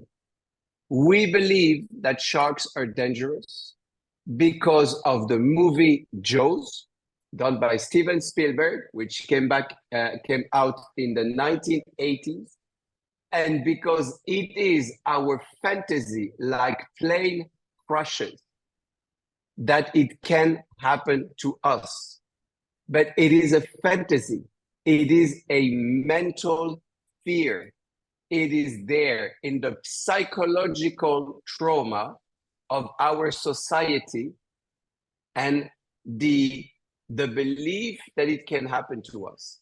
It doesn't happen to us. 5 people are killed every year by sharks. 3,900 by hippos. Nobody is afraid of hippos. Nobody is afraid of rhinos. People would be completely stupid in front of them. This is more dangerous than a shark. They have over 5,000 people hurt or killed by buffaloes. People would stand in front of them to take pictures like I did. But it took me almost 3 hours for him to come to me. Because the animal is an animal. He only has a reptilian brain. He's not going to analyze who I am and who I am not. So fear is in your mind only. What is stressing you? You're actually this. It's there. It's the little thing. It doesn't exist. Yes, if you go diving, don't go diving without being prepared. Diving with sharks, it's like doing free fall. It's like anything, doing motorbikes. You prepare yourself. You put a helmet. You put protection. You make sure the brakes are functioning. It's exactly the same. How many people are dying in car accidents? We still drive without the belt. How many people are dying a bike accident? And you see these people with the helmet, which is not attached. One fall and the helmet goes. And in the social psyche of the relationship, we are afraid of animals because we don't know how to behave with them. We are afraid, Victoria, of other human beings because we don't know how to handle conflicts and we don't know how to handle our own emotions. This is key to understanding. Look, I will show you one video. You can explain, Natalia. Sorry, I just wanted to make the point. Explain, and I'll find the video about the attack. Власне, для чого було показано це відео? Відео доводить, що те, чого ми боїмося, це тільки в нашій голові. І те, що ми собі вибрали акулу як модель страху, це наша уява. Ми боїмося тварин, бо ми просто не знаємо, як з ними поводитися. І страх – це тільки те, що існує в нашій голові. Ми говорили також із Яною, і Ігор доповнював, що страх існує на тому рівні, який ми собі вигадали. Ми самі пишемо сценарій нашого страху. І насправді люди бояться акул під враженням від фільмів, які були зняті, наприклад, зі Стівеном Спілбергом у 1980 році. Бо там був епізод, що акула з'їла людину. Хоча насправді від акул щороку гине близько 5 людей. Треба боятися насправді інших тварин, але ми чомусь, не маючи досвіду, контакту з ними, обираємо собі акулу як модель нашого страху. Тобто, якщо ми не знаємо, як поводитися з чимось, ми починаємо його боятися. І джерело нашого страху в неусвідомленості. В тому, що ми боїмося речей, які не знаємо, або які моделюємо в своїй голові. Страх – це щось таке, що не існує в реальній дійсності. Страх – це тільки те, що породжено десь в нашій свідомості впливом наших емоцій. So, Victoria, you're in front of a shark or you're in front of a human. Do you want to be right or do you want to be happy? You are making the shark, not the shark is making the human.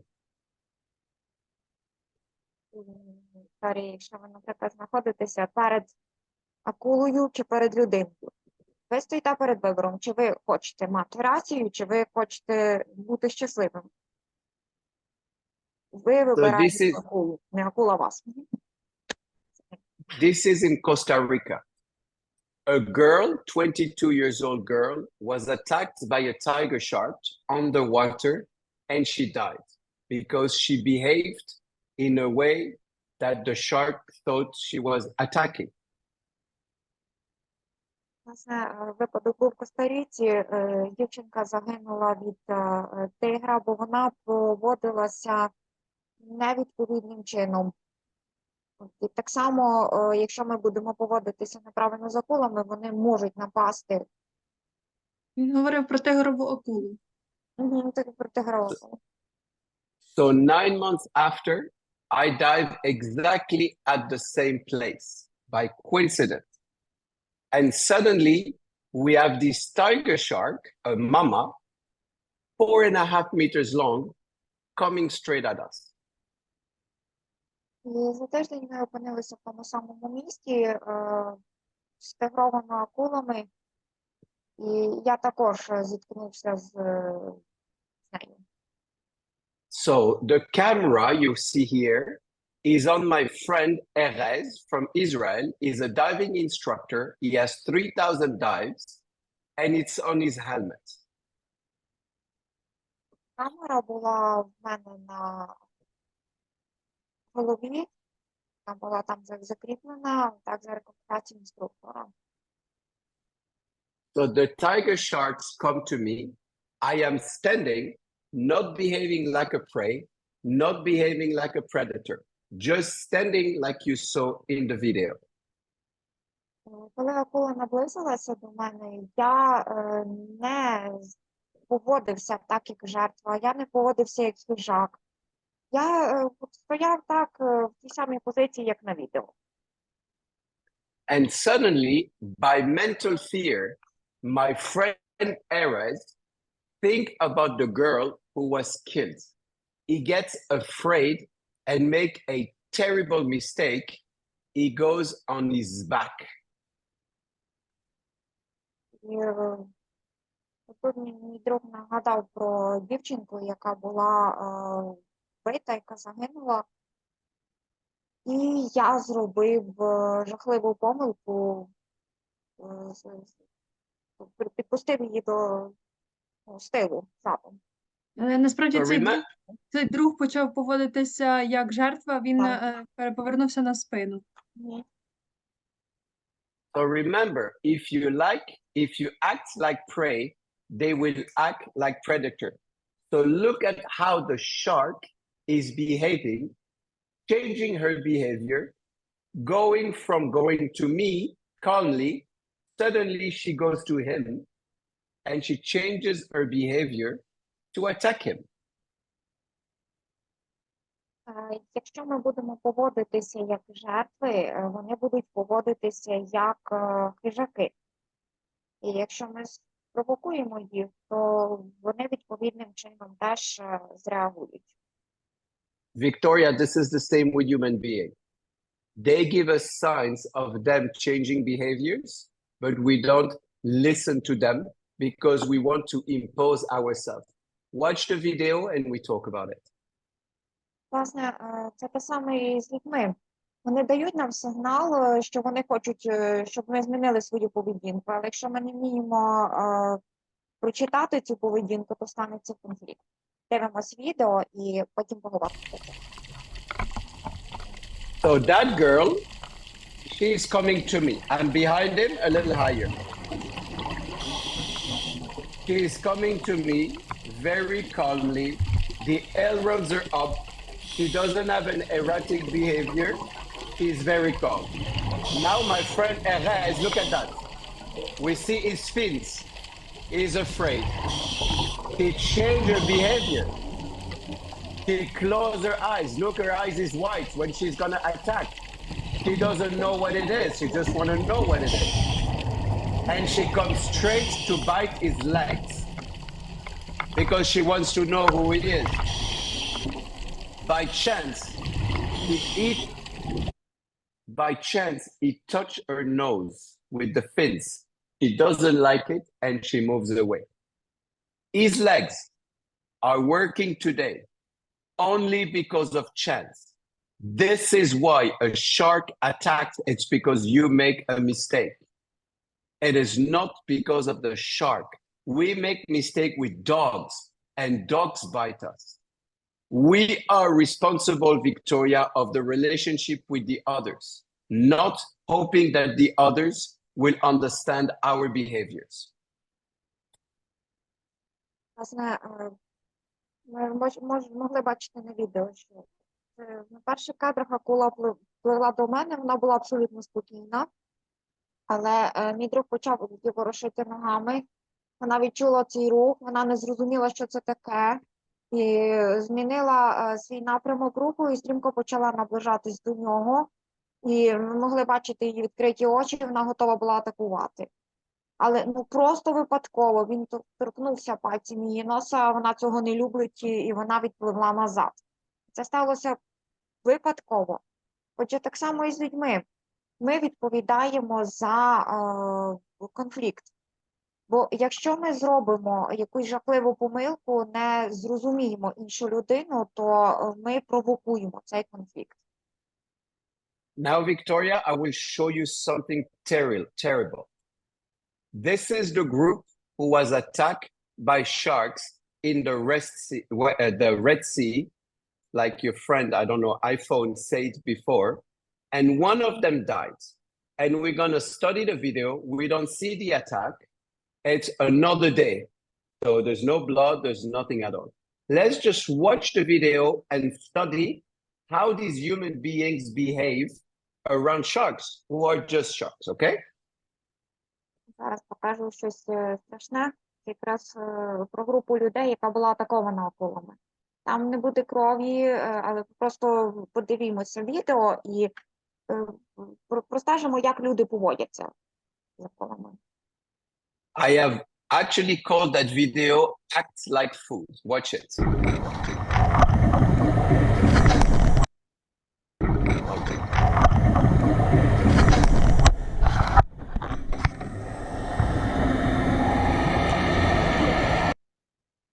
So I just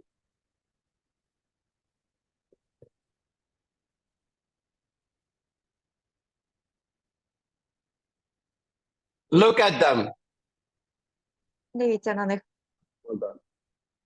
Look at how messy they are. They all move in all directions. The guy is in white. We see his legs. What do you think the sharks are seeing in all of this mess? They cannot see. Look at them. They're passing on top. These guys with this white, when you dive with sharks, never put something shiny because they believe it's tunas. Look at his legs. Look at his fins. Look at his bottles. He's flat. He's behaving like a prey. They're all behaving like prey. Look, this is the most unorganized group I have seen with dangerous sharks. This is why people get attacked. This is why we go into conflicts, because we don't see our own behaviors and we're going to blame the sharks. But they don't know what is food, what is white, what is tuna, what is, look at this. This is a mess, which is ridiculous. So you see something like this and you're like, who is really responsible? You cannot blame the sharks. You want, Можете go бачити on. відео, як рухаються ці люди. Вони поводяться, ну, точно як їжа. Вони, це, ну, справжній безлад. Вони не тримаються групою. Вони рухаються в різних напрямках, а акула не розрізняє, чи це тунець, чи це якась інша рибка, чи якась інша здобич. Ну і зрозуміло, що вона атакує, бо вона не знає, що це таке. І хто ж в таких випадках буде відповідати за поведінку акул? So now I show you another video, which is the actual attack of another diver in French Polynesia. Look at this video and I will stop to explain. When I tell you that, Victoria, people are showing signs. Sharks are showing signs. Dogs are showing signs. We are responsible as conflict resolution advisors, peacemakers, negotiators, psychologists. We are the one in charge of seeing how the other and when the other is in a state of emergency or crisis or just angry, so we don't push too much. У нас є інші відео. Ми маємо зрозуміти, що і люди, і тварини подають нам сигнали для того, що ми маємо змінити свою поведінку. Якщо ми цього не зробимо, ну, то станемо винуватцями якихось серйозних речей. Okay, let's watch. Let's watch, and I will stop at some point to explain. So they're under the water in French Polynesia, close to 60 meters down. For the people who knows diving, 60 meters, it's a lot. It's very, very dangerous. So we see this shark. Look at that. It's very cute. Okay? The diver is behind with the light. So he has a big light on the shark. Imagine if someone would do that to you, that would upset you. Why would it be different with a shark? He has his equipment is a little bit yellow. Why would you dive with sharks in yellow? It's a color, it's not needed. And then he's flat, always swimming towards the shark. If I come to your face, Victoria, and every time you move out, I come closer to you, and I come closer to you, and I come closer to you, what are you going to do? You're going to push me. So that's for the diver. Now you will look at the sharks. He has his ailerons down, and he's moving like this, erratic, just big turn. He's not quiet. He's showing signs that he's annoyed. And the guy is continuing. Look at that. Look at his swim. The ailerons are down. The guy is telling you, leave me alone. Leave me alone. Maybe he has babies. Maybe it's his territory. Maybe it's his hunting period. The guy flat is pushing behind with his light. So then he stops. The shark is gone. But instead of understanding the message, he stays in the same environment, not understanding that you have to behave differently with the shark. So now the shark, as the guy is moving away, when you go to him, you're a predator. When you go away from him, you're a prey. So now there's a prey. He goes to the other guys. Look, he goes, erratic, swimming.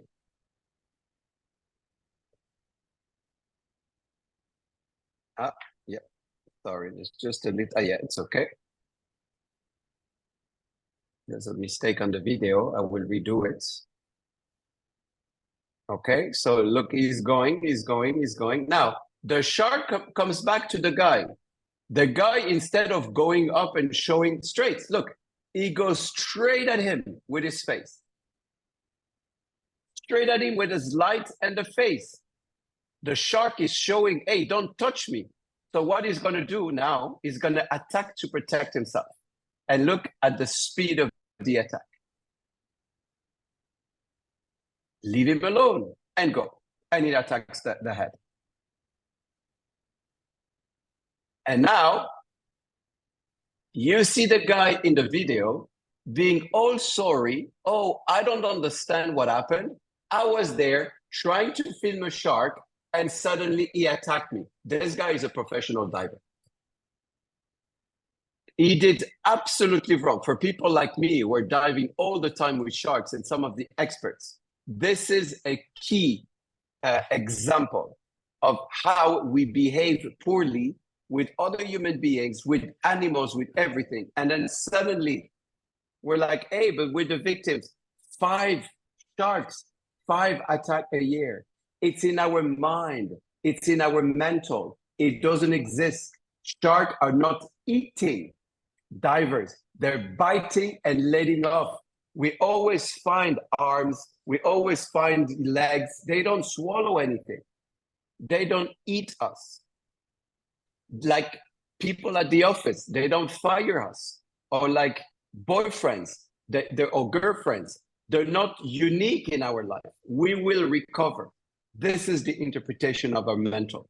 Our mental is making the mistake by believing that some of the things are real when they are not. And we are not listening enough to who we are and our own limitations. So we follow the wrong signs and the wrong information. We create accidents, we create conflicts, we create the wrong coincidences just because we're not wise enough to learn about ourselves and about the others. Sorry, Natalia, it was a very long answer. Just make a little summary. На відео ви бачили професійного аквалангіста, який занурювався на доволі таки велику глибину. І він пішов знімати акул. Він мав відповідне спорядження і прожектор перед собою. Ви могли бачити, як поводилася акула. Вона кружляла недалеко від нього, сигналізуючи «дай мені спокій». Але він цього не зробив. Вона відпливла на дальшу глибину і вона повернулася, ми могли бачити ще одну акулу поряд. Вона побачила того ж самого аквалангіста на тому самому місці, зайнятого своїми справами. Що вона має подумати? Це якийсь хижак? Він не поступається мені, і вона просто почала атакувати, захищаючи себе. Вона попливла просто на нього, він поплив на неї. Отже, бачимо абсолютно неправильну поведінку. Ми як людина не могла читати знаки, які подає їй акула. І ми точно так само можемо помилятися і з людьми. Якщо ми не розуміємо знаків, що людина сигналізує нам про те, що зміни свою поведінку, це не так, як ти думаєш, і ми не усвідомимо, що страх – це всередині нас, і те, що ми відчуваємо, не є абсолютною істиною, ми можемо дуже сильно помилятися, і наша така поведінка може призвести до величезного конфлікту. Ми повинні розуміти, що бос – це не обов'язково людина, яка нас має звільнити. Ми повинні розуміти, що оцей бойфренд не унікальна людина і в цьому світі, і це не означає, що розірвавши стосунки з ним, ми не зустрінемо когось іншого, теж кращого, який буде більше нам відповідати. Тобто, помиляючись, ми тільки поглиблюємо конфлікт. І точно так само в мирних переговорах, відносинах ми повинні зчитувати знаки, які дає нам людина, яка сидить перед нами, щоб уникнути конфлікту. І насправді те, чого ми боїмося, це тільки наша уява. This is absolutely key to our understanding of life. If I am afraid of glib, is it because he's having a knife and there's a real risk of him attacking me? Or is it because of a fantasy in my mind because it looks like someone in my past who has attacked me, or someone that I have seen in a movie or anything, and I create a fantasy of what can happen. You will see that every day in your mind. You create fantasy of what is. It is not the reality, but your mental is telling you that is the truth. You need to separate from that mental thoughts, and you will find someone else under it. Власне, ключем до розуміння проблеми страху є те, що ми собі вигадали, не є абсолютною правдою. Ну, наприклад, я боюся Гліба, який погрожує мені ножем, бо він може завдати мені шкоди або і взагалі мене вбити. Але це не означає, що він так і зробить.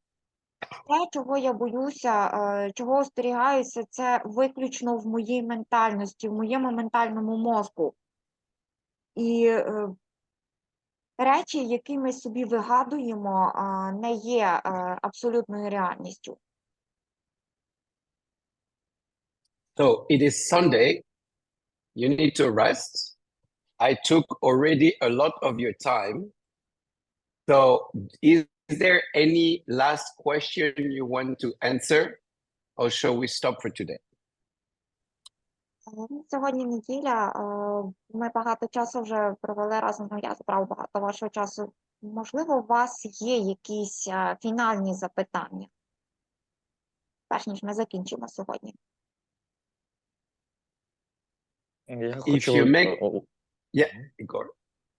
Я хочу лише подякувати за сьогоднішню роботу, за сьогоднішню лекцію. Десь піднялася якась певна інформація, яка була відома, але ви сьогодні показали це ще з іншого боку. І я сьогодні отримав певні інсайти, які сьогодні в моїй роботі, бо я зараз йду ще працювати, вони мені точно допоможуть, бо там якраз було пов'язано з певними страхами. I just wanted to say thank you for your lecture, for the materials. There were some things I knew about it, but today I got several insights which will be useful in my profession, because I'm about to go working. It's Sunday, yes, but I'm working today, and these things really can help me to release the conflict. This is very important. Thank you very much, Igor. And this is very important to realize when you have thoughts, when you have fears, where is it coming? Because there's a lot of help, but there's a lot of auto-destruction in our own mental, in our own minds. And sometimes we are our worst enemy. And if at least you neutralize that worst enemy that you can be with yourself, you will see that relationship with the others will be much smoother. Ігор, дуже дякую. Це насправді дуже важливо зрозуміти, звідки береться страх, і наші страхи – це всередині нас, і ми можемо бути собі найбільшим ворогом.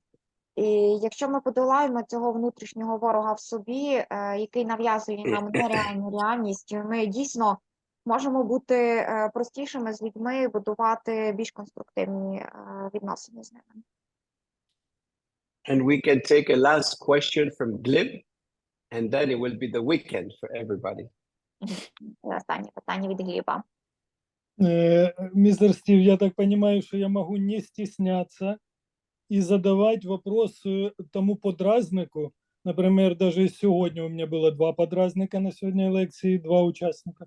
Я им могу сказать, что, например, что говорит, уважаемый или уважаемый, ти зараз робиш для мене подразник, і якщо ти не зміниш свою поведінку, то буде конфлікт. Я можу так говорити і об'ясняти свою позицію, чому може бути конфлікт, тому що людина думає, що вона робить щось хороше для інших людей, а я вважаю це по-іншому. As I understood, now I shouldn't be shy and I should ask my ego. I can appeal to my fear, to my inner world, and tell my ego, "Oh, okay, you're not right, and it's not what you tell me. It's not true. Am I correct? Can I see this? Can I say this?" Yes, Glib. In my practice, I speak to myself. And when I have a fear of abandonment or a fear of something, I actually talk to my ego saying, thank you to want to protect me, but I do not need to be protected in that situation. Accept the resistance, practice every day, and you will see that these fears of the ego will be less persistent.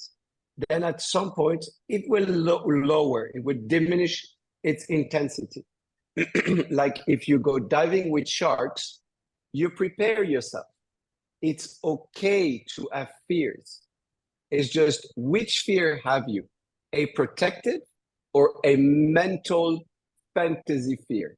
We'll talk someday, I'll talk to Oksana about consciousness, about your own consciousness. You can go to your own consciousness and all the fears are actually quieted, but that we'll talk much later. Так, ви дійсно можете говорити з собою. Я також часом говорю з собою. Я завжди кажу своєму внутрішньому голосу: дякую, що хочеш захистити мене, але зараз, у цей момент, я не потребую твого захисту. Але я все одно вдячний тобі, що ти насторожі мого захисту. Власне, це означає готувати себе. Якщо ми будемо так спілкуватися з собою, аналізувати свої думки, розуміти свій внутрішній світ, вони не будуть настільки настирні, і оцей внутрішній страх, модель того, що може бути, не буде впливати настільки сильно на наше життя. Ми навчимося нею керувати. Це так само, як плавати за акулами. Для цього треба бути просто готовим. Your ego is not your enemy. Is there and creating these fears to protect you. Now, do you really need that stupid fantasy of protection? Maybe not. Maybe when you were young, you don't need it anymore. And this is important to realize that it's your friend who is giving you information that are not accurate, that you're not punished by a god or anything. If you suffer, if you have pain, depression, fear, stress, it's because your body and your psyche is trying to give you a message. Now try to understand that message to neutralize it. Власне, ми маємо зрозуміти, що наше его – це не є наш ворог, це наш друг, який намагається нас всіляко захистити і часом продукує отакі найгірші сценарії. Але воно дає нам знаки. І ми дійсно можемо апелювати до нашої свідомості, до нашого навіть і несвідомого. Ці знаки походять звідти, і якщо ми зможемо їх розшифрувати, це допоможе нам відчути полегшення. Бо якщо ми відчуваємо біль, таку розгубленість, депресію, це усього лиш знаки для нашого тіла, що щось не так. І ми повинні зрозуміти, що не так, щоб це принесло нам полегшення і зберегло нас. And that's it for today. Now you can go and enjoy your Sunday. Дякую. Oksana, you want to have the closing word, Oksana? Хочете сказати? Якщо не маєте більше запитань, тому що це буде, скажімо, не остання, а крайня лекція пана Стіва Тінео в цьому семестрі, хоча з паном Стівом Тінео ми обов'язково ще зустрінемося. Курс у нас продовжиться, буде ще декілька інших лекторів, а ми надзвичайно вдячні вам, пане Тінео, за те, що ви були цей семестр разом з нами. Надзвичайно цікава інформація і дуже глибоке її представлення. If we have no any questions, I would like to say thank you to Mr. TINEO for your huge work, for the interesting lectures, and it is really thought-provoking. And I must admit, this is not the last class we are having with you. And it's a great Good. pleasure that I like you're it. here. Thank you very much for everything you have done Thank- for us. Thank you very much. Thank you, Oksana, and thank you all. Have a wonderful Sunday, and we see you very soon. Thank you very much for Thank your you so much. time. Bye-bye. Thank you. Thank you. Ciao, ciao. See you. Чао, чао. Чао, чао. Bye. Bye-bye. Thank you.